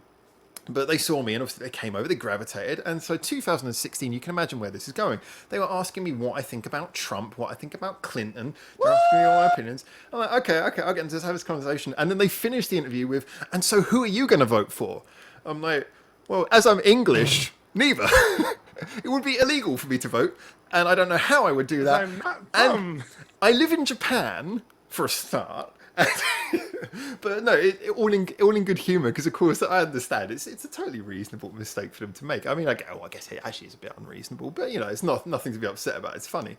I went through the entire interview knowing that they obviously thought I was American, but I'm just going to roll with this anyway, because in my head I was thinking, I guarantee there's going to be Western people watching this going, wait a second, he's not American.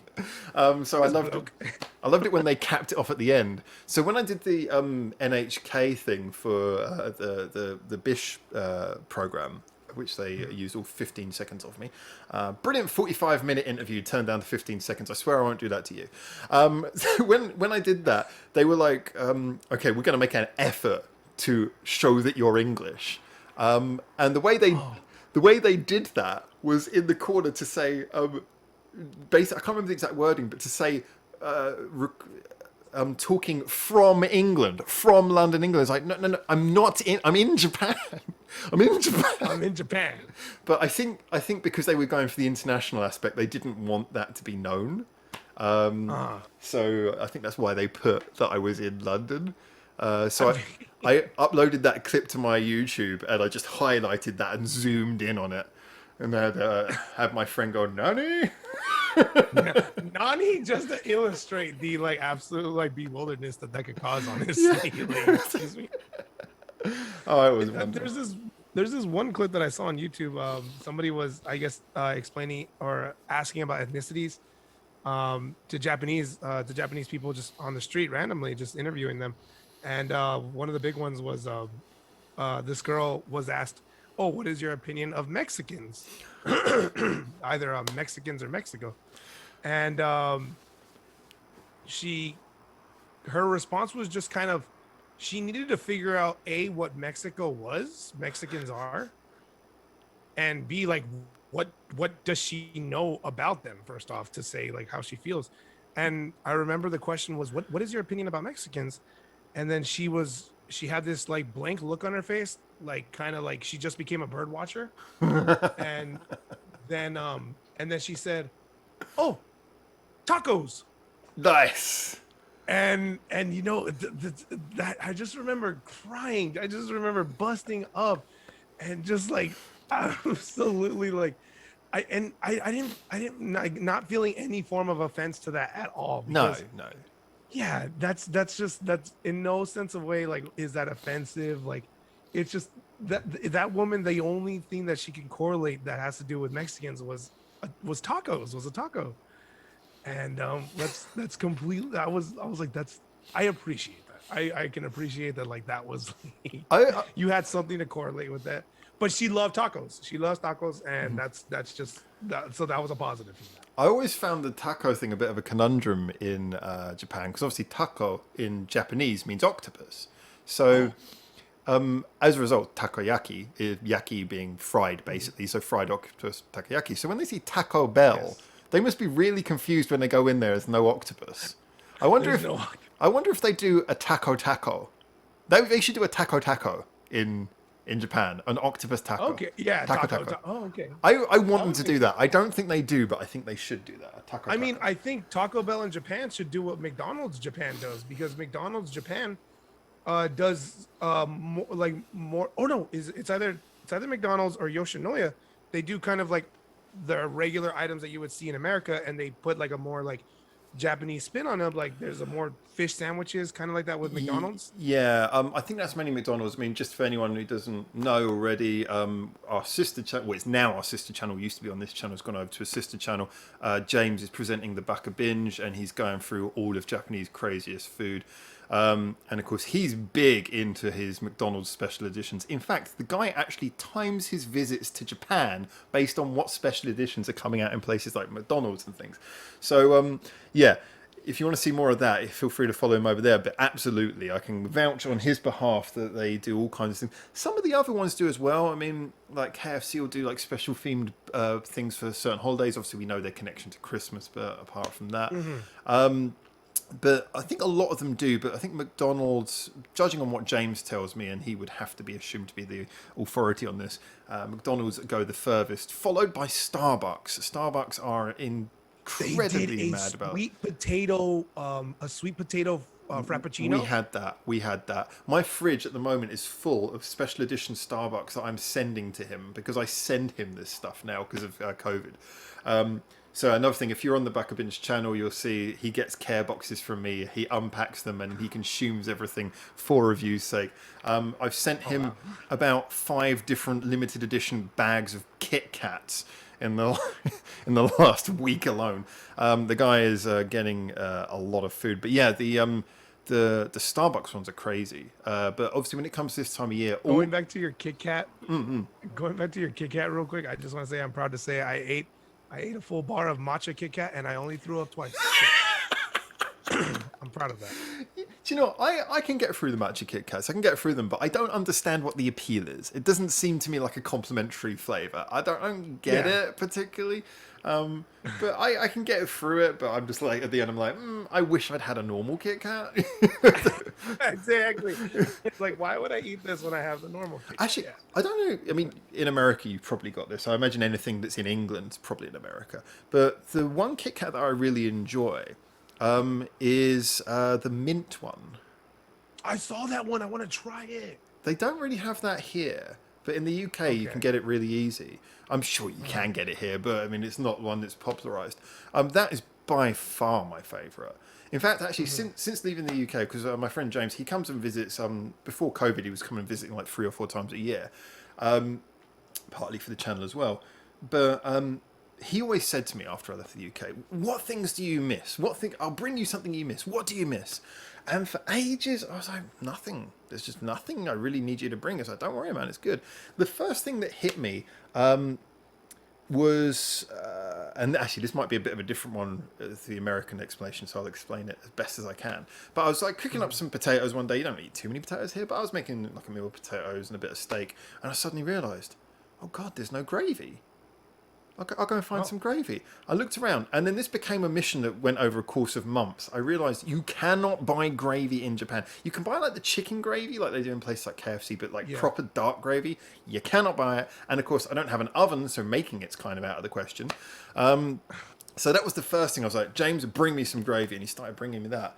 And then when he brought that, he also went, "Oh, I remember you like mint Kit Kats," so he brought me one of those, and I was like, this now is the second thing I miss. Gravy and mint Kit Kats. There we go. I've got great. What a beautiful combination. You should try them both together. See what happens.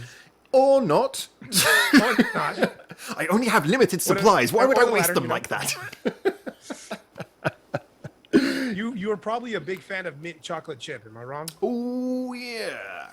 Yeah. No, that's what it is. I love mint chocolate chip ice cream. So it's like, the idea of mint Kit Kat just sounds orgasmic, so I could totally like get aboard that, but I haven't tried it yet. Before COVID, one of the things that me and James used to do, because he would always come to Tokyo, big fan of Tokyo, and I encouraged him, dude, you need to travel around Japan more. There's more cool places to go. So I started taking him places, and we would stay in internet cafes when we traveled. It's a great thing to do. Because, you know, guys, we don't exactly need much in the way of creature comforts, and you can just sort of, they're everywhere, so you can just don't book anything, just like, oh, we'll go to this town, internet cafe. Anyway, the main one that we use, the most common brand, is Kaikatsu Club. And when you go into Kaikatsu Club, you have, and this applies for a lot of them actually, it's not just them, but you have like free drinks and free ice cream machine. So he brought me this bag of mint Kit Kats and we had an ice cream machine. And so we decided to combine these two things. And my God, it was the greatest thing. I think even thinking about it makes me cry tears of joy. It was a wonderful experience. Way to sell a product.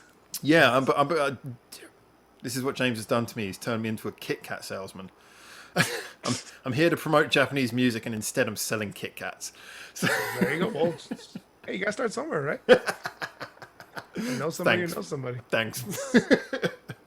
But yeah, I wonder, like, when you come here, like, what are there things, like, because obviously you'll know, there'll be things you haven't seen yet, but you'll know things that you really enjoyed. What are the things, when you get off of the plane, what are the things you're just like, oh, I really can't wait to do this, I really can't wait to do that, I really can't wait to try this. What are those things? Bullet train. Bullet train, interesting. Bullet train. I did not get to do the bullet train. I was there for only a week, and obviously anyone could tell that that's not enough. Yeah. I solemnly swear next time I go back, I'll be up to no good, and I will be staying there for a month. I think that's my little Harry Potter. But anyways, bullet train for sure. That's definitely like my goal. Osaka, because I just hear it's absolutely beautiful. Cafes, but that's the thing. I'm not trying to do a maid cafe. I'm trying to do. You probably have seen it, that electronic seizure light show cafe with all the robots and Oh, the everything. robot cafe, yeah. Yeah, the robot cafe. I definitely want to be checking that one out. Kind of. Well, I want to engage. I want to engage with the people. That's I'm kind of like another one. I'm going to hit on your 4 points really quickly there because I've got something to say about each of them, so I'll say it quickly. If anyone's coming to Japan, they want to do the bullet train, Shinkansen. Get the JRL pass. I'm pretty sure this is still the same for everyone. This is what James did last time. JRL pass is a little bit pricey, but it'll cover you for everything, including the extremely expensive Shinkansen. It will cover you for that, and it means you can be traveling all over the whole of Japan for your stay. I don't think it'll get you to Hokkaido if you feel like going that far. I love Hokkaido, but ultimately, it will get you. In fact, actually, yeah, I think no, because you can get a Shinkansen there. So it'll get you around all of Japan. In regards to Osaka, Osaka's a strange one. People get very different reactions. I think it's an amazing city. I would wholly recommend it to anyone. It doesn't strike you as being different when you first arrive because it just kind of looks like another Tokyo. However, if you, like you said, if you engage, if you go to local places, the whole persona, the style of entertainment, just the kind of the way that people interact there is very unique, and that's why it's famous. Definitely do that. In regards to the robot cafe in Tokyo, I've never been, but there was a while when I was staying in a hostel. I stayed in this one hostel for quite a long time because I had a good price there and I got on with everyone for a fair while. And so there'd be lots of people coming and going through, and I would sort of I actually ended up really enjoying just sort of meeting people who were coming through and just taking them out and showing them things. And they would tell me what they've gone and seen. And it was really good for hearing what tourists thought of it. And this was like really one of the first times I was really living in Japan. This time. But when that happened, I remember a lot of people went to that robot cafe, and I never heard anyone come back disappointed. Everyone who came back from that was like, that was awesome. So I've never been, but I have. A lot of people have said it's worth the price ticket. And the last one I mentioned, you said about maid cafes. I know it's got a thing, a bit of reputation. Absolutely do it. Absolutely do it. Gotcha. It's such a. I mean, I always, for a very long time, except for when I was in Sapporo, Chiba, and now, every time I was in Tokyo, which is where I've lived most of my time in Japan, I was always near to Akihabara. And you'd always get people who were a little bit like, I don't know if I want to do it because they'd feel a little bit strange about it. But it's like, it's such a sweet, innocent, completely calm thing. It's not weird. It's not weird. They know what they're doing. They know that people come in there just to see what's going on, so they're completely cool with you. They read the room. It's just a silly little bit of fun, and it's so weirdly unique that I would feel bad for anyone who didn't try it. Absolutely try it, I'd say. So Gotcha. It's funny because like I did learn that this is and I don't believe I try to think. I'm wondering why they do this. But as we did, me and my brother, we made some friends out there. Shout out to Jaren, Hannah, Evan. You guys, miss you guys, love you guys. We just met some people on an airplane who were from America, and we talked, and they showed us Japan. They had been to Japan before. They were kind of our tour guides out there. So I really appreciate meeting them out there. In our adventures, I remember finding I don't know if it was a cafe, but it was some kind of public establishment that would not allow you in if you were foreign. yeah, Yeah, there are some establishments in Japan that if you are not Japanese, you cannot enter, which I'm like, I don't take offense to that at all. I would never get sensitive about that. I respect that. I'd be curious as to why they do it, just to like know like the reason behind it. But I know that there are some maid cafes that do that, and I think that was one that we found. And the pet life, the cat cafes, the owl cafes, the dog cafes, yeah. and which is unfortunate because I'm a huge fan of cats. I think cats are way cooler than dogs, but I love dogs. But the problem is that if I'm around a cat for 2 seconds, it'll send me to the hospital because I am allergic to fur. That's not fair. That's not fair. It's a big bummer. That's why I do love my dog who has hair, not fur. So, yeah. I love how you just basically made your dog sound like what you have to settle for. That's I do adore her. I love her. She's a Yorkie. oh, but Yeah, and that's because Yorkies they have hair, they don't have Hmm. fur, so that's why I can completely hang out with them. That's fine. It is unfortunate because I do favor cats. My favorite cat is a Maine Coon, but uh, yeah, like I said, if I hang out with one, it'll send me to the hospital. And don't get me started on horses. That was a horse has sent me to the hospital just because I was in its vicinity, and yeah. Really? Oh my Yeah, no, it God. was medieval times. I was in high school. I was on a field trip to medieval times, and yeah, I was just sitting in the area. And medieval times, if you've seen it, it's enclosed. It's I it's got to admit, at it's first I it's thought that like you were talking about time travel, and I was getting a bit concerned. But okay, no, it was me it being was ignorant. medieval times. Wait, how old is this guy? Yeah. So are you 28 or 1300 years old? I thought So Bernie so yeah, Sanders knew you. but no, yeah, I was it's a big enclosed arena area, and you're just sitting in the stadium and just sitting in there. Kind of I like had a to sort of leave. circus arrangement. Yeah, kind of. Yeah, it's just a Okay. big area that because it's jousting and it's like Oh. yeah, there jousting happens, dueling happens between two knights, and yeah, but there's horses that are going around and all that such, and that's enough to set me off, and I could not be around for that. Wow. So that's why it bums me out, because I've heard the pet cafes are great over there, the dog cafes and Okay. the cat cafes. You have options though. You have options. You mentioned the Owl Cafe. There's also I wanted to do that. That's another one of my goals, the Owl Cafe. there's the hedgehogs, especially in Asakusa. There's a it's hedgehog one. cafe. Yeah, you got to do that. The Asakusa hedgehog cafe is quite popular. That's quite near to the Scuba Express station. So you got choices like that. Yeah, there's loads of different ones, so you can definitely go into that.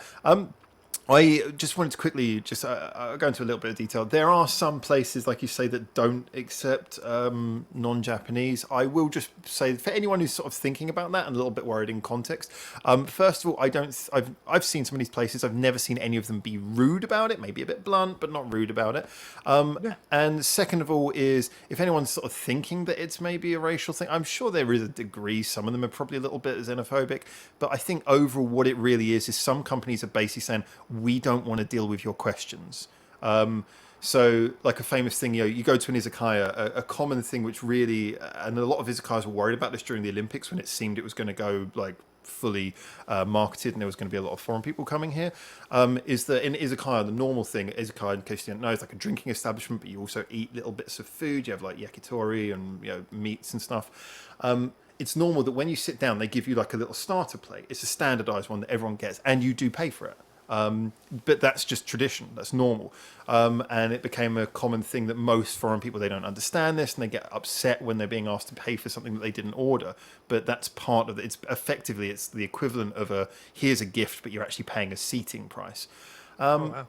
So there are establishments who don't want to deal with questions and they don't want to deal with explaining to you why you don't understand, which obviously you probably do understand. Like I say, I live here. I understand most of these things and I can't get into those places if I wanted to.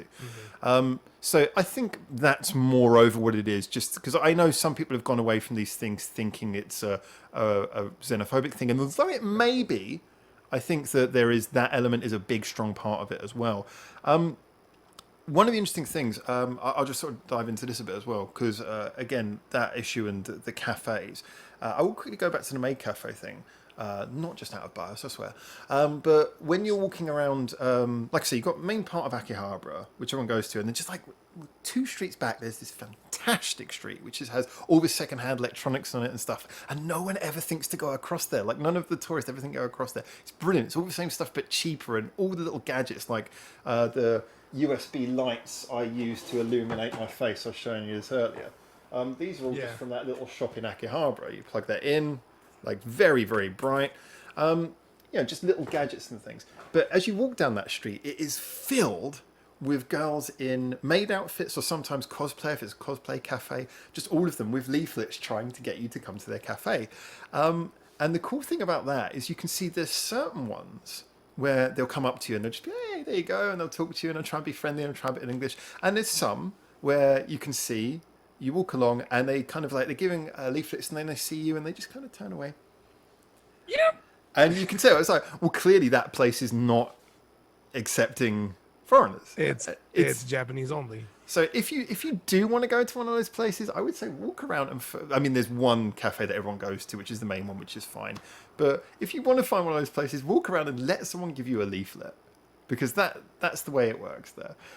If you want to go to the animal cafes though, and they are really cool, Google it, because there are so many different ones. And then it's not like Akihabara where the maid cafes are localized. The animal cafes are really spread out, and they are all over the place, and they have such an insane range of different animals. Like I say, most people wouldn't even know the hedgehog one. I think there's a couple of them, but the main one I know is in Asakusa. Google it, and whatever animal you most like, you will be sitting down having a coffee with it sometime soon. So it's truly incredible. So that's definitely a go-to one, the cafes. But I'd be worried about the hedgehog one because they probably might want to kick it out because I'll be dressed. They'll probably want to kick me out because I'll be dressing one of them up with a blue suit and red shoes. But I think that's besides the point. But hold up. I don't get this reference. Wait, what is this? a hedgehog with a blue suit and red shoes on. Gotta go fast.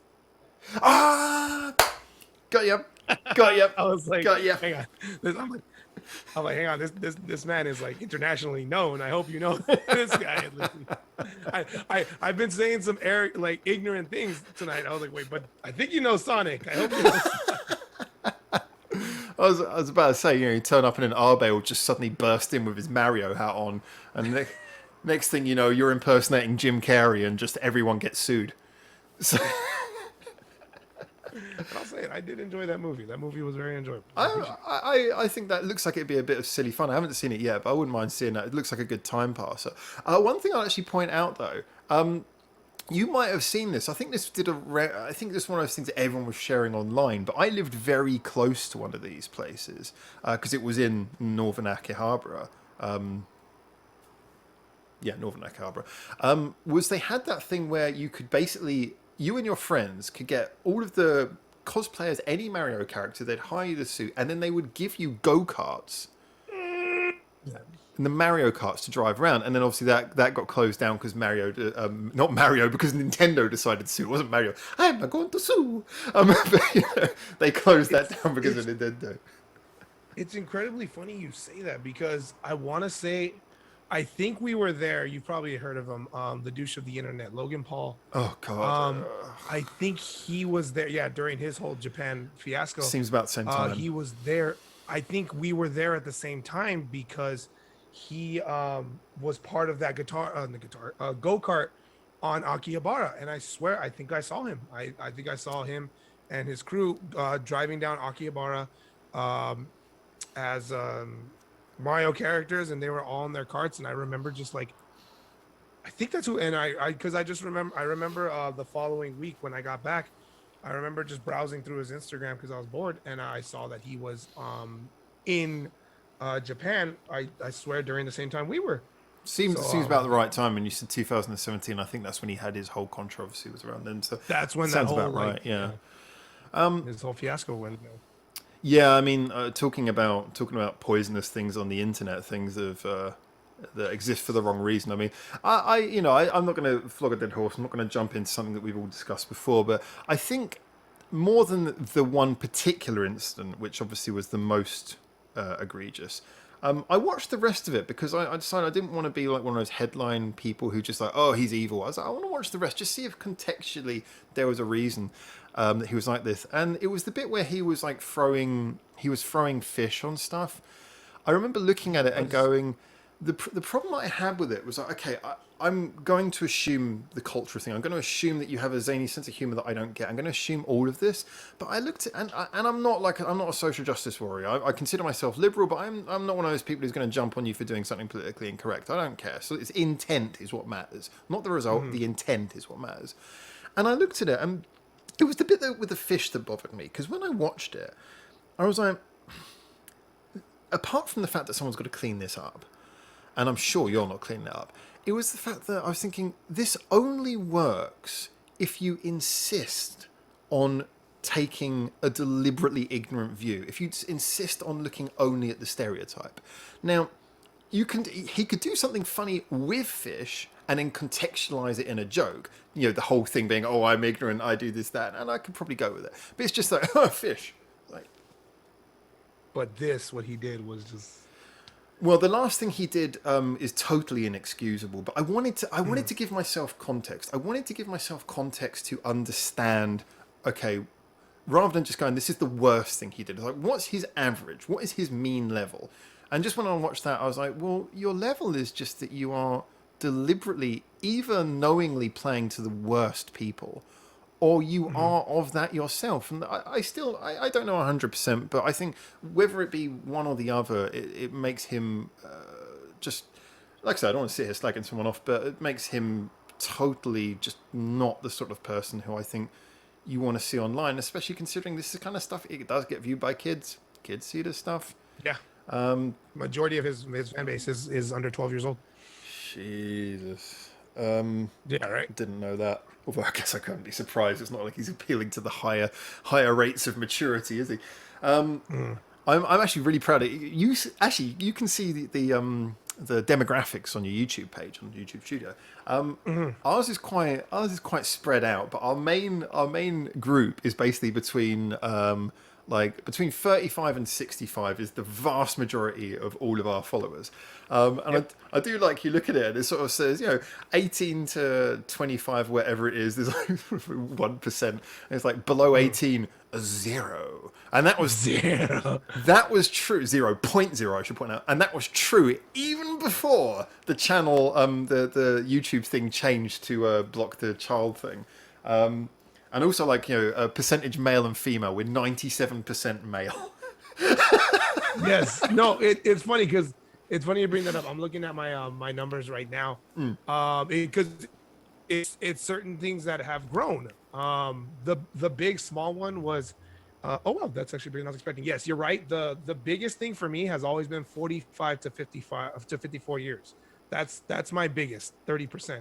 But what was at a 0% for the longest time was the 13 to 17 years old and the 18 to 24 years old.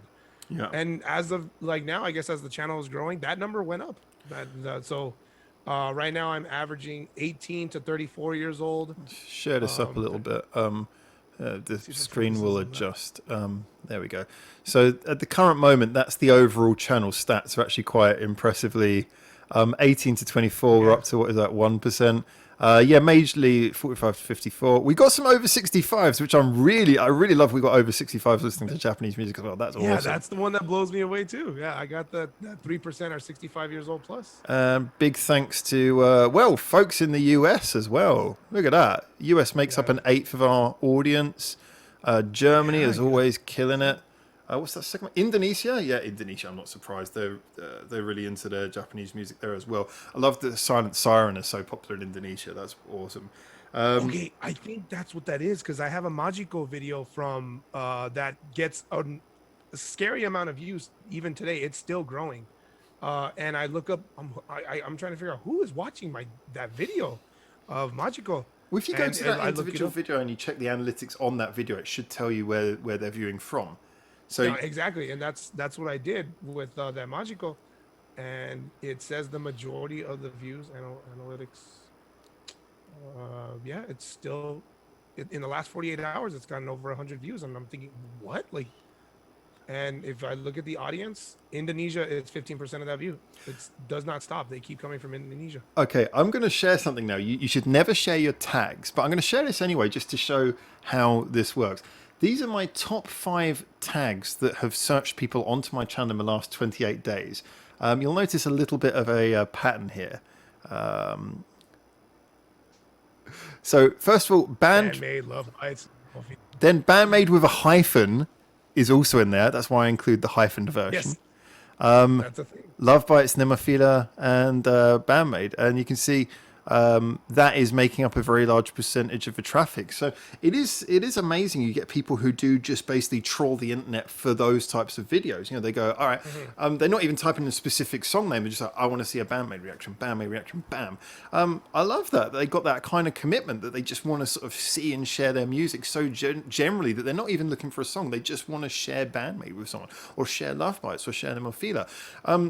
I did notice, just going back to a point you made a couple of hours ago, I noticed that you said, I mean, I haven't seen this myself so much, but I can get it. You said that Love Bite fans generally are not big on, if you are also a band-maid fan, they're not a big fan of that. They don't share that.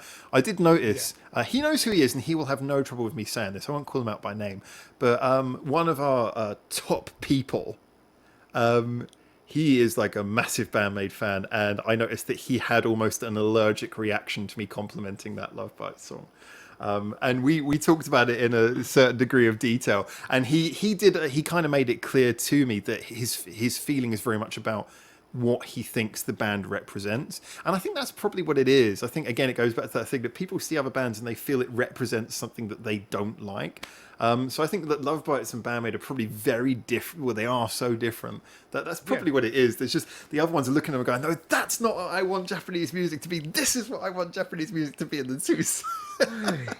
I think that's what it is. I think that they want Japanese music to be that thing that they have a certain vision for it, and it needs to just be that it needs to be that. And if it's not that, it's not it.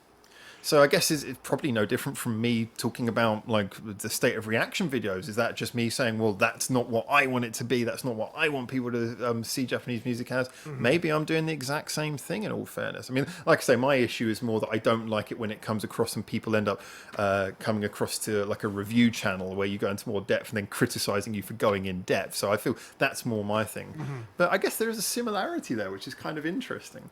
So there's I'm glad to have all those wonderful Nemophila fans, all those wonderful Love Bites fans, Band-Maid fans. I really want to do more Silent Siren sometime soon. So yeah, for me, it's just exciting having so much music to jump into. And I certainly don't. If there was any band who I thought were bad for the scene, I would call it out. But I haven't seen anything I think is bad for the scene, except for Da Pump with the USA song. That song is so painful. Sorry, I need some clarification. You haven't heard this? Have I? Is this on YouTube? Da Pump? Yeah, it was a massive thing in Japan. It was like super popular, #1 for ages. Da Pump. I typed in "duh" and then Pump USA came up. This song is so irritating; it's beyond belief. And they just throughout the whole song they're going USA. Which seems really out of context considering. Oh, he's got it on a headphone.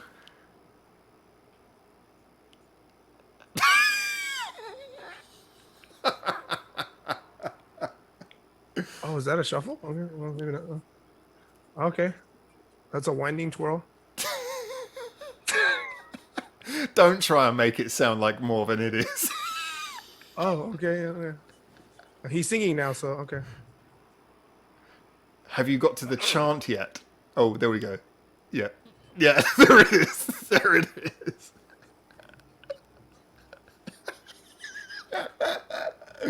Oh my god. I mean, I'll give you this. I want to. I'm an avid fan of it, and not the song. I'm an avid fan of DDR, and I really want to play DDR right now. I'll say that's where it could. That's where it could belong. It's one of those songs. It's one of those ones where, kind of like the Nickelback reference we made earlier. It's one where it's kind of almost fun to dislike it because it's so clear what its irritating qualities are that it becomes fun to dislike it rather than actually objectively saying it's bad. It's just like one of those things where, and the worst one is because at the time I did a short stint where I was doing teaching in a school. And that was when this was at #1. You would not believe the number of kids who would come up to me, an English person, going USA. I was like, oh god, I'm gonna stick my. I think that's one of the main reasons I stopped working at that school was that song. I couldn't take kids shouting USA at me anymore. It was driving me nuts. So and you are not anything to do with America in that sense. No. And these kids are going up to you because you speak the native tongue. We already have to talk about your math lesson because we can't say maths. We can't put the S on the end. We already have to call crisps chips because that's what you call them in Japan. So we already have to do all of this. I don't want you to shout USA at me. I don't associate. Who are you going to be voting for? Neither. I'm not from there. Well, thank you for asking about how I'm going to rig this election. Oh, I'm sorry. Oh, oh my gosh, that Oh is funny. God, yeah, no. So that song has a special place in hell. So But I mean, I'm not gonna say special place in hell, but speaking of like songs, and going back to Nickelback, people can crap all they want on Nickelback, but the moment I'm in the bar and I go to the jukebox and I put on "How You Remind Me" or "Photograph," the whole bar is singing. yeah, Okay, everyone is singing to that song because so it's like everyone says that they hate Nickelback, but everyone's singing to like those two songs that they love so damn much. and I do think that if you, I know it's an sorry, I know it's an incredibly basic song, but I think one of the most fun ones if you just want to jam a song, they had the song "Leader of Men."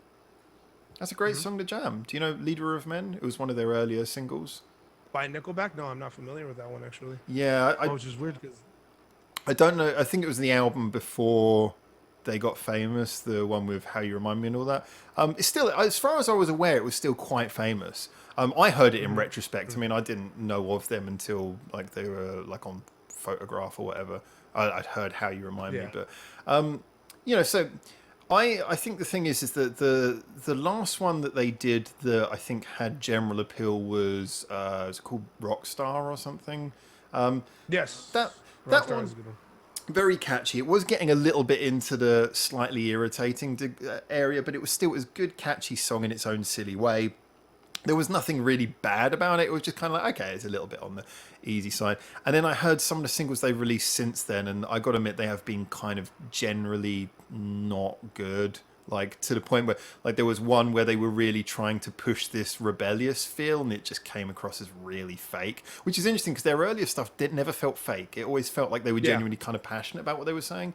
And there was this one which was something about revolution, which is already such an irritating trope. And just listen to it as like, this has no energy, it has no life. It's just like, eh. I think the one you're talking about where they were like kind of faking that whole rebellious side was Dark Horse, the album Dark Horse. Think so. That had a lot of the titles that Next Go Round, SEX, If Today Was Your Last Day, Just to Get High. Those were songs that a lot that I could see what you mean when you say they're trying to like it came off as a little fake, that whole rebellious feel, because yeah, no, I can feel that in those songs right there. It didn't hit me as hard as but So I was about to say, that's around the time that Mr. Chad Kruger was helping Avril Lavigne create the Hello Kitty song, of which we also must be careful before speaking. that I didn't get the controversy everyone had, because those dancers were clearly fine with doing it, and I mean, if you know Avril Lavigne is really popular in Japan, she's still popular now. No one here was taking offense to really, it. She's massively. I mean, if I go into my local drugstore, she's always like, her picture's always there promoting some product. She did a concert with Puffy and Oatskarai when they were both at the top of their power. She is massively popular in Japan, and she's kind of seen as a bit of a legend. And I'm fine with her. She's one of the better sides of that sort of whole scene. I've got nothing against her. Again, she produces some material where I cringe, but as a general, I think she's been a good thing. I've seen a bunch of the videos where like you see the girls record themselves dancing to her song "Girlfriend." Yeah. That was so huge here. That was huge. Okay, yeah, that's what I'm saying. I believe like that one, I could see that song, just the energy and the hey you, just the catchiness of it would just blow up in Japan. But I didn't even know that she was like seen as a legend over there. I mean, the only like person of like American descent I don't think I'm actually. She's I think Canadian. She's Canadian. Yes. Okay, I gotta remember that. It's got a French sounding name. It gives it away. Yeah. Okay. Yeah. Exactly. But anyone who has big following and is known in American Canadian land that I know that is huge and a legend in Japan is Tommy Lee Jones. That's the only one that I know about. Oh, Boss Coffee, my man. Boss Coffee, yeah, and yeah. So when I saw that his picture, his logo, I would never think that was Tommy Lee Jones. But then when I saw the commercials, which are countless, by the way, I've still yet to see them all. That's when I realized, He's been doing Tommy them for Lee like Jones 20 is years. a staple. He did one recently, which is him and Doraemon. It was a cross promotion. It was him and Doraemon in a commercial together. So Tommy Lee Jones was CGI Doraemon. We done where he's got lasers coming out of his eyes. One's where he's with like what's his name, kind of Takeshi Kitano, the famous actor. I always forget what's the syllable order with him. You know, he's been a huge thing here. There's a lot of them who are. I mean, it's true. Certain artists just resonate here, and so they kind of maintain a legendary status where they might only be a flash in the pan in their own country. Tommy Lee Jones is obviously, he's tied into an advert, but he's very much recognised here. Anyone would recognise him. Avril Lavigne, incredibly so. And that's nice. You know, I mean, obviously that song she did, the Hello Kitty song, was like toe-curlingly like cringy, and it did include her speaking in Japanese to a level where you think, before I put out that record, I would have perhaps got some lessons. You know, it was like some really cringy stuff. But you know, shots fired. Japan wasn't offended, because overall, I think the feeling is that she's actually very respectful of the culture. You know, I mean, when she comes here, from what I've heard, she's always very respectful of it. And it was funny. It was just Western people who were upset about it. Western people were like, "Oh, this gives a bad image. Oh, this is a bad representation." Yeah, it was a bad representation of the culture, but no one was getting offended. They were just like, "Oh, it's a bit cheap. It's a crappy, cheap song." It's like, yeah, leave it alone. So it's interesting. Yeah, I guess that's something I should maybe do a video on that as well. You know, celebrities who are actually kind of popular here, who you might not think are still popular. Honestly, yeah, no. Until I was in Japan, I did not know that Tommy Lee Jones was big in Japan. Well known in Japan, has his business up there. So sorry to interject in. My first experience of that was back in 2007, I think it was. I just remember, I didn't notice either. I was just walking around a corner, and there was just this huge it was hanging from the side of a building, which was particularly impressive. Huge billboard with just a massive picture of Tommy Lee Jones' face, and I just remember looking at it going, that's Tommy Lee Jones. Yeah. What was it? And it was his whole face straight on, just looking. I was just like walking around, just seeing a massive mugshot of Tommy Lee Jones is not what you expect. Not in Japan. Not in Japan. And let alone you find out, lo and behold, he is the face of a coffee company. You can't get Boss Coffee anywhere else, correct? Only in Japan? James would be better off answering this than me. I believe, with exception to, there's always some place in some country that's importing things. With exception to that, I'm pretty sure it's only Japan. It might also be in places like Taiwan. I know that I've been to a lot of other Asian countries, and when I go around other Asian countries, you sometimes feel the influence of Japan. But I think Boss is it's definitely not over here, I can tell you that. Yeah. I'd be very surprised. Yeah. But then again, when I was in the Philippines, I remember there was a fried chicken joint there called Jollibee, which was like is really popular in the Philippines, and I got to admit, it was pretty good. Jollibee. Yeah, and then I suddenly found out they're spreading everywhere as well. They just opened one in Japan, and they opened one in London apparently as well, and apparently they got some branches in California as well. They do. I've seen them here. I've seen them here for years. Oh, really? Okay. I never had it though. I haven't heard anything about it. But you've obviously have in the Philippines. Yeah, it's okay. Gotcha. It was in the Philippines. I got to admit, they don't have a huge amount of fast food places. They have McDonald's and things, but I was like, I don't want to go to McDonald's in the Philippines. And then when I saw this, I was like, because I was mainly eating local food, but I'm not like a massive foodie. I just like to try what the local people have. And then when I just saw that everyone is constantly going to this place called Jollibee, I was like, it's just like a fried chicken restaurant. I was like, all right, I'll give this a go. I was like, yeah, this is it's not going to blow your mind or change your world, but just there's something cool about eating really good fried chicken from a Philippine brand. I'm like, this is a Philippine brand. This is like, we're so used to them being American brands like the KFC, the McDonald's, and I know you've got like Popeyes and stuff there and things like that. So just thinking, this is a Philippine company? I gotta do that. So because of you, I am going to go out of my way and I'm going to look for a Jollibee soon, and I'm going to enjoy that. But if there's anything I can hype up when it comes to fried chicken, I will never forget it. Our time in Japan, while me and my brother just needed to get something to eat real quick before the Tokyo Game Show. And I will say this for anyone that is curious and goes to Japan, and you have the mindset, because I had this mindset, you don't want to try anything that you can get back home. I get that. But absolutely. The chicken nuggets in Burger King. Yes. Oh my gosh. That's a very good point. people will praise McDonald's chicken nuggets. They wish that that they can touch Burger King's nuggets in Japan. Japanese Burger King chicken nuggets. Oh my gosh. Well, Every day. I'm gonna say something that I think probably would upset a lot of people, but I think anyone who's been here will know this is true. In actuality, if there was one food that I was going to say Japan does better than anywhere else in the world, it is fried chicken. Now, just to sort of qualify that, it's partly because instead of like most countries, they do like breaded chicken, like sort of the way nuggets are done. Here they do karaage. And anyone who's had karaage knows the difference. It's a different meat. It's mostly the thigh meat, so it's softer and nicer. In Hokkaido, they use a different meat again, but it's got a zangi. It's got a different name, but that's a whole different flavor. Really lovely. But all of them use a much better batter around the outside. It's much crisper. It's crunchier. It's got a better flavor. It's usually fresher. It's softer. They never overcook chicken here. It's always got a soft taste to it. So you crunch on the outside, you get soft, juicy chicken on the inside.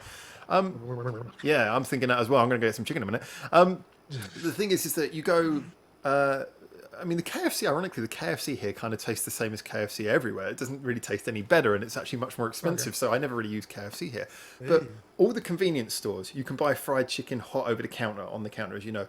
Always really good quality. Usually full of oil. That one, so you maybe want to avoid that if you don't want to end up bloating out. But there's places like my favorite, more than Yoshinoya. I'm a big fan of Nakao. And a lot of people don't go to Nakao because the sign's not written on English in the front, but it's basically the same sort of thing. But they have a much more selection of menu, and you can just go in there and you can take away. You can just buy bags of karaage and just take them, and it's like 10 karaage for 300 yen. 10 karaage for basically like $2.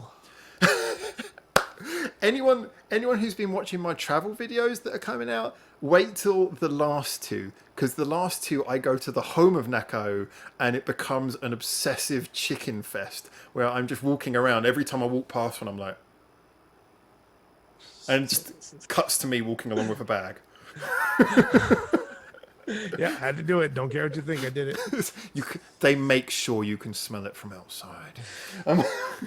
Yeah, but Japan, they nail fried chicken. I think the main reason is because, one, they don't overcook it. They use better cuts of the chicken. Just, they do.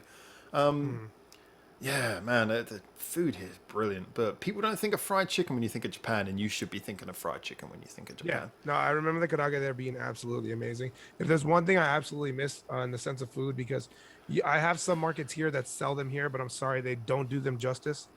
That is and what I'm talking about is the Family Mart onagiris. Oh, the onagiris. Yeah. Honestly, if you just need a quick snack and or even if you just got the munchies and you just want to munch on something real quick, onagiris over there in Family Mart were triple S tier. They were amazing, and I have some shops here that sell them, and I take a bite and I cry because it's not good. It's not as good. I've tasted Valhalla, and it's not the same anymore. It's ruined it for you. Set the bar too high. Japan did that.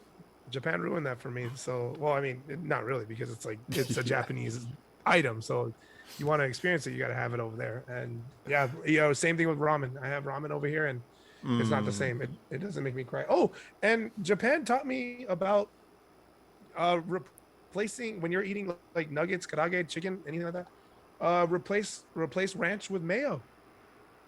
Mayo is commonly used or served with karaage. That's what I noticed with everywhere we ate karaage. They served a little side of mayo with it. Yeah, and for me, that's more normal. I mean, I'm kind of used to the idea that fried chicken comes with mayo. I don't remember if that's something I got from the UK or not, because we don't really have ranch dressing in the UK. I'm sure loads of people are going to be objecting to me saying that, but it's a thing that we. For example, I mean, like things like mustard's very different as well, because the mustard that you have in America is that stuff that's it's tasteless yellow. It's just yellow with no real flavor. But then, like you have like much stronger like the relish you use and the ranch dressing. That's where you've got the much more flavor comes into the American toppings. I think fine. The UK, it's a lot of the ketchup and stuff and mayo as well, but I kind of think tartar sauce is a big thing in the UK. But here, yeah, mayonnaise is used very liberally, and I agree with you. I think it's the perfect match for fried chicken, isn't it? So did you bring that back with you? Did you bring that habit home? Did you bring the habit home? Yeah, well, I did in the sense because there is a brand that I'm familiar with called QP Yes. Mayo. Yeah. Yes, so Little when I go baby. to the Asian markets I have over here, I will purchase that. And if let's say I'm in the mood to have my chicken with ranch, but I don't have ranch, my go-to will always be QP, just the Japanese mayo. And or I could be wrong. I'm not sure if it's Japanese because I buy it in a Korean market. Well, it's But so it popular could be here. Japanese or Korean. It's so popular here. I assume it's Japanese, but it could be one of those ones where someone could throw a spanner in the works, and it actually turns out to be American or Yeah. Filipino. Um, Exactly. Yeah. That's you don't even know. It could be that. But yeah, no. I have that mayo with chicken nuggets, and it's amazing. But that is just completely strange. A strange thing to me when I found out we're eating this chicken with mayo, and it is amazing. It tastes great. yeah, yeah. I do when I talk to my friends, especially. I mean, I should point out, I haven't. Although in the last few years I've travelled extensively around Asia, I haven't been back to the UK since I left. Not once. Mhm. Like I say, part is no disrespect to the country I'm from. It's just it doesn't suit me as well as here. And like I say, with exception to my friends, there's no real reason for me to go back. And my friends tend to visit me, and we're very active socially on the internet and stuff. So I've never really had the draw to pay that much money to go that far. Just what would I do? I'd be bored quite quickly. Although I'm sure it'll come up sometime soon. So when I think about that, I often talk to my friends about. Well, they ask me about coming back or visiting or anything like this. And I think to myself, there's certain things that I've now become so just used to that it would be very hard to shake them because they suit me so well. I mean, like I said, going back to fried chicken basically being overcooked, not having that lovely mayonnaise on it all the time, that would be a big thing. Going back to not being able to get a good bowl of ramen, that would be a thing. Going back to not being able to get a decent coffee in a can if I want to be lazy, that would be a thing. Having That would be a thing. having to listen to people having loud conversations on public transport, that would be a thing. Dirt on the floor, rubbish, that would be a thing. You know, politicization of everything, that would be a thing. Walking on eggshells for fear of saying something that's going to offend someone rather than just having a conversation, that would be a thing. That would be a thing. People ask me, why do you like Japan? And they expect me to say something like anime or music or sushi, But the truth is that it's not one thing. I mean, there are things that definitely I'm here for, the music being the primary one. But it's not really that. It's actually everything. It's the small day-to-day things that you just cannot really you say them to people and they think, oh, you're just being uptight. I mean, if I say to people, I love the fact that I get on public transport and no one's having a conversation on their phone, people just think, oh, you sound like an uptight old man. But it's like, try it and tell me that you don't suddenly feel like journeys are better. All your journeys are better now. Don't you feel that? And it's interesting. Maybe, horses for courses. Different people suit different things. I'm sure there'd be loads of people who'd be sitting there just irritated. I want to get on my phone. This is boring. But Escalators. Escalators. Escalators. Yes. I will. I wish that that mannerism, that common method was everywhere, because that would be so useful over here. Because I think about, I really have to get up this, and you guys are just, taking up the whole damn thing. But no, yeah, the way they do it in Japan, I wholeheartedly respect that. I do, honestly. The thought of it. If you're in a hurry, But and if you're chilling, I love the fact that technically is breaking the rules. Because if you look at it, all of them say, in Japan, all of the escalators, they'll have signs saying, no walking at all on the escalators. Walking is banned. But everyone knows this. Everyone doesn't care. All they do, they know. We stand on this side, you walk on that side. that etiquette is just beautiful, honestly. I particularly love that because it's a rule which is against the rule, but is adhered to as a rule. They're uniform in their respect for rule breaking. That is awesome. That is genius within itself. It's like the rule is breaking the rule. That's the rule. In the right way. And when you go to a train, there's the line on the platform, you get in the line, and the first person who gets through that door is the person who's been waiting the longest. You don't all just stand there and push onto it. You are in your line and you go in and you feed in until everyone's crammed up like this, and then just the last person just hangs off the window or something. But And I can appreciate the gentlemen who are working at the end, and they have to, and they'll do it. They'll shove you in there. They are pushing people in there. If they need to, they'll make it happen. Yeah, it's one of those things you need to have a lot of water before you get. I mean, actually, Japanese trains are mostly not like that, but you know the lines that are like that, and you get onto them at that time when it's going to be like that. You need to have drunk a lot of water, because if you get dehydrated in that space, it can be pretty scary. People don't think about that. I remember once I was rushing up. I think it was like a Sunday. Yeah, it was a Sunday morning. I had to go to this meeting, like a work meeting, and I'd had a bit of a night the night before, and I woke up quite late. I was like, oh god, and of course I'm dehydrated, but I'm not thinking that. I'm just out. Yeah. And I got on the train, and just it was the worst feeling in the world. It wasn't the crowdedness. It was just the feeling that like. You feel so dehydrated, you start to feel dizzy, and then just because of course you can't really see out the windows when you're in the middle, you're just in this space, blinded, trapped, and moving around with like it's really bad. So yeah, that is actually one of my biggest pieces of advice, especially considering how hot it can get in Japan. People don't think about this. Sticky, humid, hot. Yes, exactly. Even with the air conditioning on the train, it's not going to be enough, considering that like 99% of the train's mass has been filled with, the train space has been filled with people. Seriously, keep yourself hydrated if you're coming to Japan.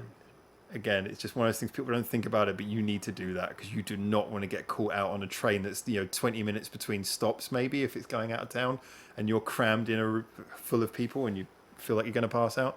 So yeah, top tip. I am very thankful. Yeah, top tip right there. And I am very thankful that I'm able to get it here in my backyard. Pocari Sweat. I am very thankful for Pocari Sweat. It is available here. I can get it. I gotta make a bit of a drive. It's a 30-minute drive, but it's sold in my area, which is I really appreciate. Worst product name ever. Worst product name ever. Worst product name ever, because I looked at it and I said, "Why does this look like sweat? Am I drinking somebody's armpit juices?" It does sound like that. It does sound like that. Yeah, and it has a higher level of sodium, but it's full of electrolytes, and I thought it tasted amazing. And I was like, dude, if this did come from someone's armpits, that guy tasted great. But can you get Aquarius there? Because Aquarius yes, is like we have Aquarius as well. I kind of prefer the Aquarius one. I think that maybe it's just a psychological effect of seeing the word sweat on something I'm drinking. But the Aquarius one does taste better to me. But yeah, that's just a matter of opinion. All right, so you get your Pocari Sweat. You can't get Boss, but you can get Pocari Sweat. That's interesting. Do you know? Yeah, you get Pocari Sweat. Do you know about Now James told me this, and I totally believe this. There's a drink that you can get in most of the rest of the world, I think America as well, called Calpicol. It's like a soft drink. Kelp Cola? Calpicol. Just Calpicol. That sounds so familiar. It's like a soft drink. If you can, I haven't looked for it. Okay. I mean, I think James has said you can. I kind of take his word for it. You can get it in England, so again, I'm assuming you can get it in America. The reason that's funny is because in Japan, it's called Calpis.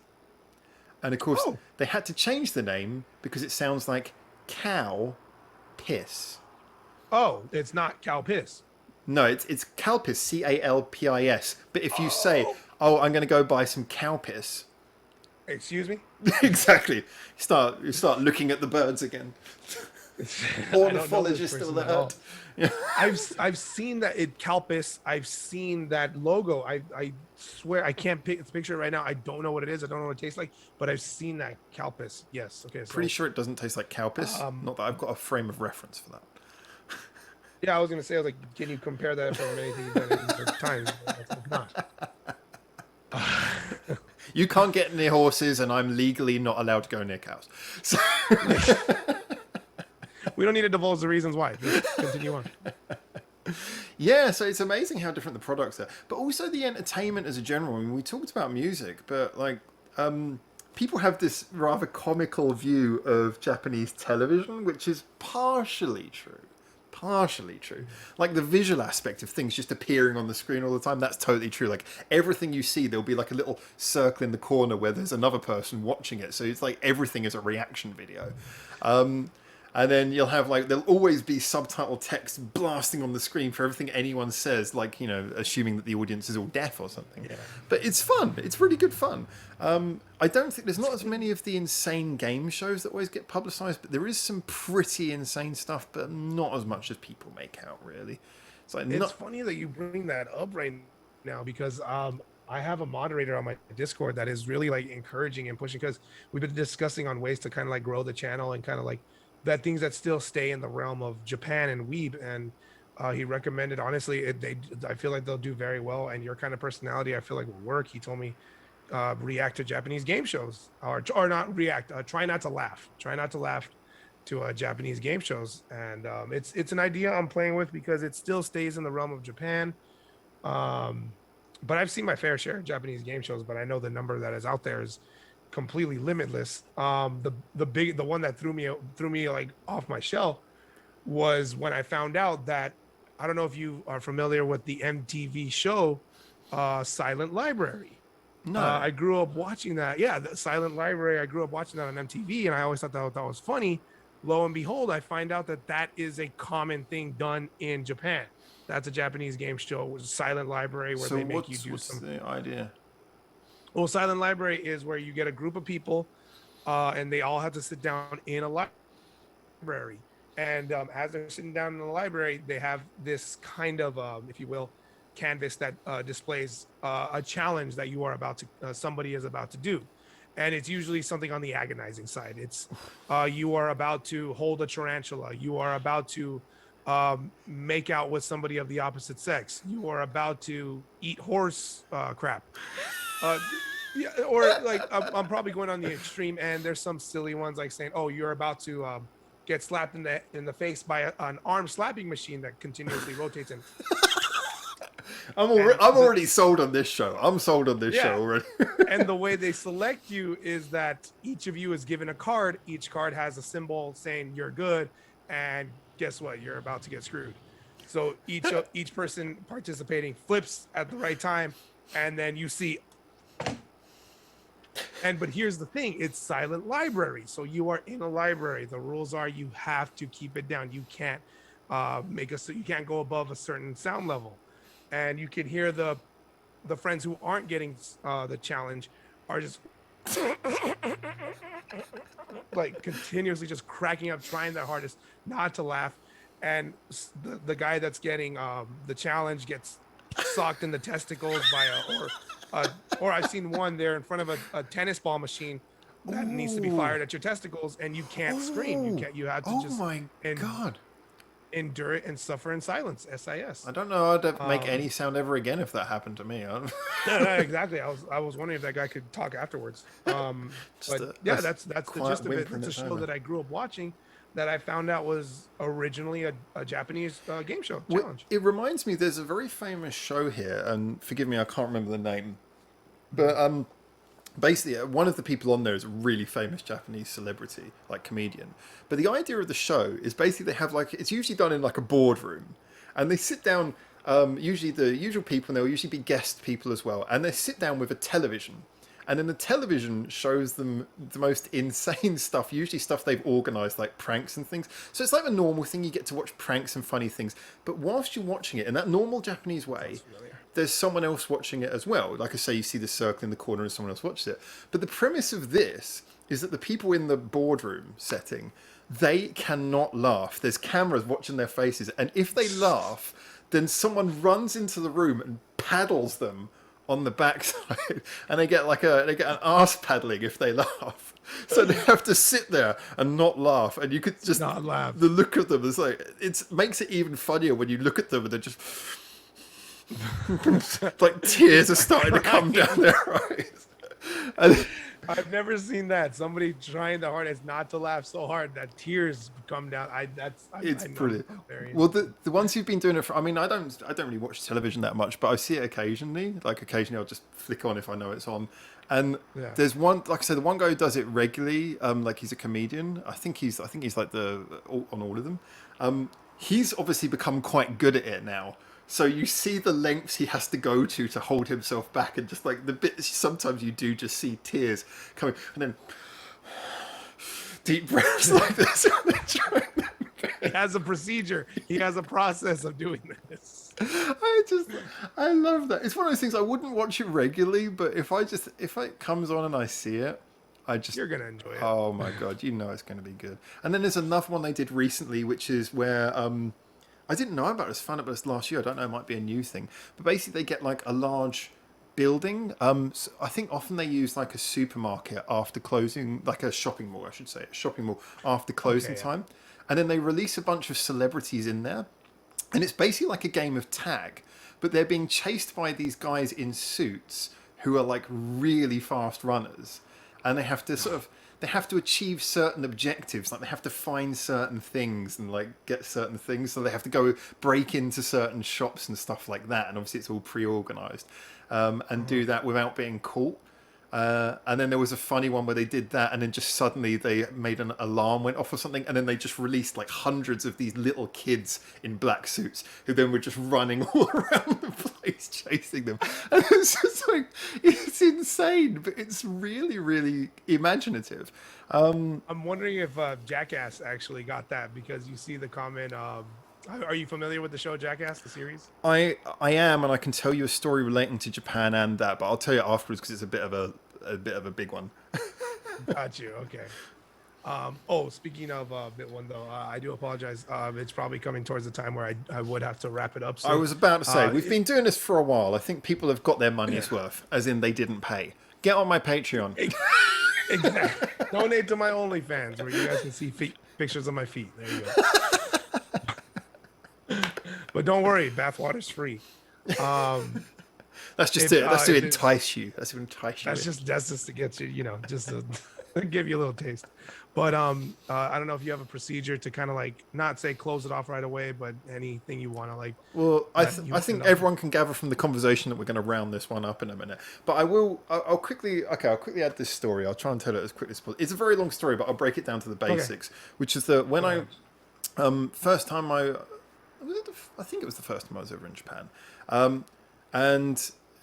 So there'd been all kinds of things. I think I told you a little bit of the story earlier. There'd been all kinds of like bad things that happened around the time, and I was having to sort of contemplate my way back to the UK, even though I was supposed to be here more long term. So my visa was coming to an end, and it was having a bit of a bad time.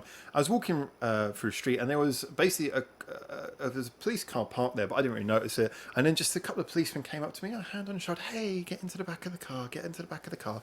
I'm like, okay, this is a bit weird. They sound just like that. I'm curious. Hey, get back into the back of the car. Hey, my name's Michael Jackson. And then they took me to a fairground. No, so basically, but they put me in there. I'm sitting in the back, and then they're outside talking on their radios, and then the older cop, he gets into the back and sits with me, and he's trying to communicate with me, but at the time I don't really know any Japanese. He clearly doesn't know any English, and the whole thing's very tense. I'm like, what's going on here? It's all very tense. This carries on for a while. Anyway, it ends up happening is they say, okay, wait in the car, we're going to take you to the police station. Okay. So I stop there, and then like another police car pulls in front, another one pulls in behind. They all get into the cars, and then we drive off in a convoy with me in the car in the middle. I'm thinking, okay, I'm in my early 20s at this time. I'm kind of freaking out. So we go to the police station. No one's really talking to me. They're keeping it quiet. We don't go to the front of the police station. No, we drive down underneath the police station into the underground car park. At this point, I'm told to remain in the car. Elevator opens. More cops come out, these ones with guns. And then it's like, okay, get out of the car. And then all of them together with me in the middle move me into the elevator. And so now I'm in an elevator. They couldn't all get in. There was so many. And I'm surrounded by all of them pushing up against me with guns and stuff. We go up, go into there, and then they put me into an interrogation room. And they sit me down. So, okay, sit down here. Everything's going to be okay, but we need to talk to you. So, all right. And then they're like, we need to get hold of our English translator. They're telling me this in sort of pidgin English. But in the meantime, they're taking out my wallet, they're laying it across the table, they're taking out all of the cards, putting everything out in front of me, laying out all of my stuff. They take they wanted a drug test. The drug test was funny. I had to go to the toilet, but the drug test, while I was in there, like a bunch of policemen, again, some with guns, and they were like, okay, you have to pee into this, but we have to film it. So my winky is about to be filmed. If you've ever tried to pee whilst on video camera in front of people with guns, I will tell you that's probably the hardest one you'll ever squeeze out in your life. So I, I managed to give them a little trickle before proceeding back to the interrogation room to deliver the rest into my underwear. Luckily, I didn't do that. Gotcha. And so I go back into the interrogation room, and so I'm in there. And then they're like, okay, we're going to run the tests. You stay here. Okay. And they're like, we can't tell you what this is about. I'm sorry, we can't tell you. We'll get round to that. And then eventually the translator guy arrives, and he can kind of tell. He's looking at me like, and he can tell, okay, this doesn't seem to be, this guy doesn't look like he's a criminal, either that or he's a very good actor. Yeah. And he comes in and he's like, but to be honest, his English was pretty bad. It wasn't good. But he's like, hey, are you okay? Don't worry. Everything's okay. And there's one bit where he says to me, okay, so did you have your passport with you? I was like, no, it's back at my place. He's like, oh, okay, because it's illegal to walk around without a passport. I'm like, it's illegal? And he's like, oh, no, don't worry, it's okay. He's like, it's okay, we've gone to your place to find it. I'm like, what? You're not making this better. And so he can see that I'm kind of like freaking out a bit. And so he calms down a bit of conversation. He's talking to a couple of other cops and calming it down. He's like, so, you like Jackass? I'm like, You like Jackass? At this point, I mean, I'll be honest with you, I'd never really watched Jackass before, but I'm like, I need something. So I'm like, yeah, Jackass is cool. And he's like, you know what I like about Jackass? He's like, I like when they go, oh shit. It's like, they always go, oh shit.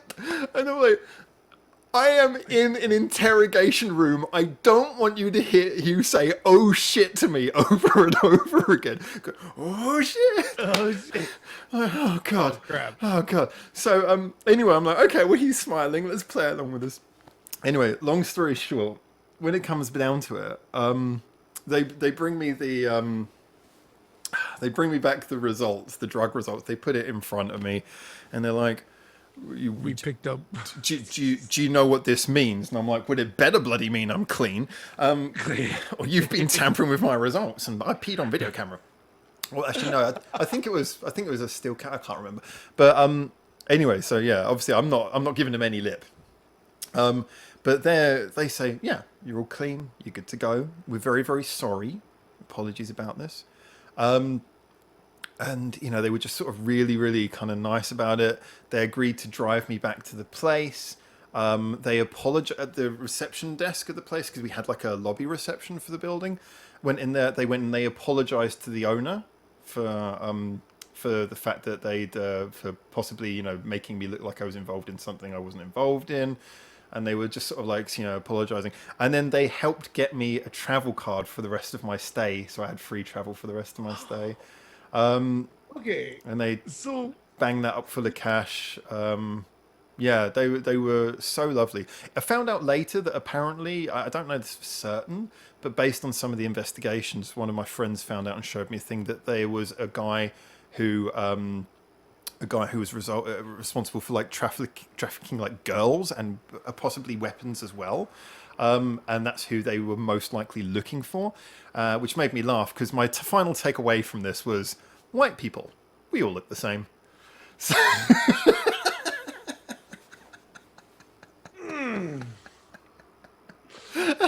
but that's my Jackass story. I thought I'd throw that in. I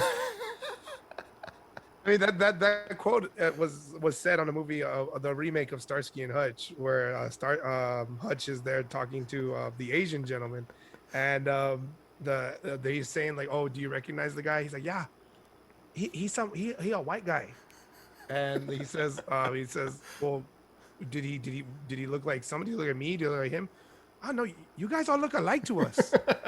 And then Owen Wilson's character Hutch responds with, "That's funny because you all look the same to us." So I guess that's a thing. I guess white guys look all the same to people of Asian descent and vice versa.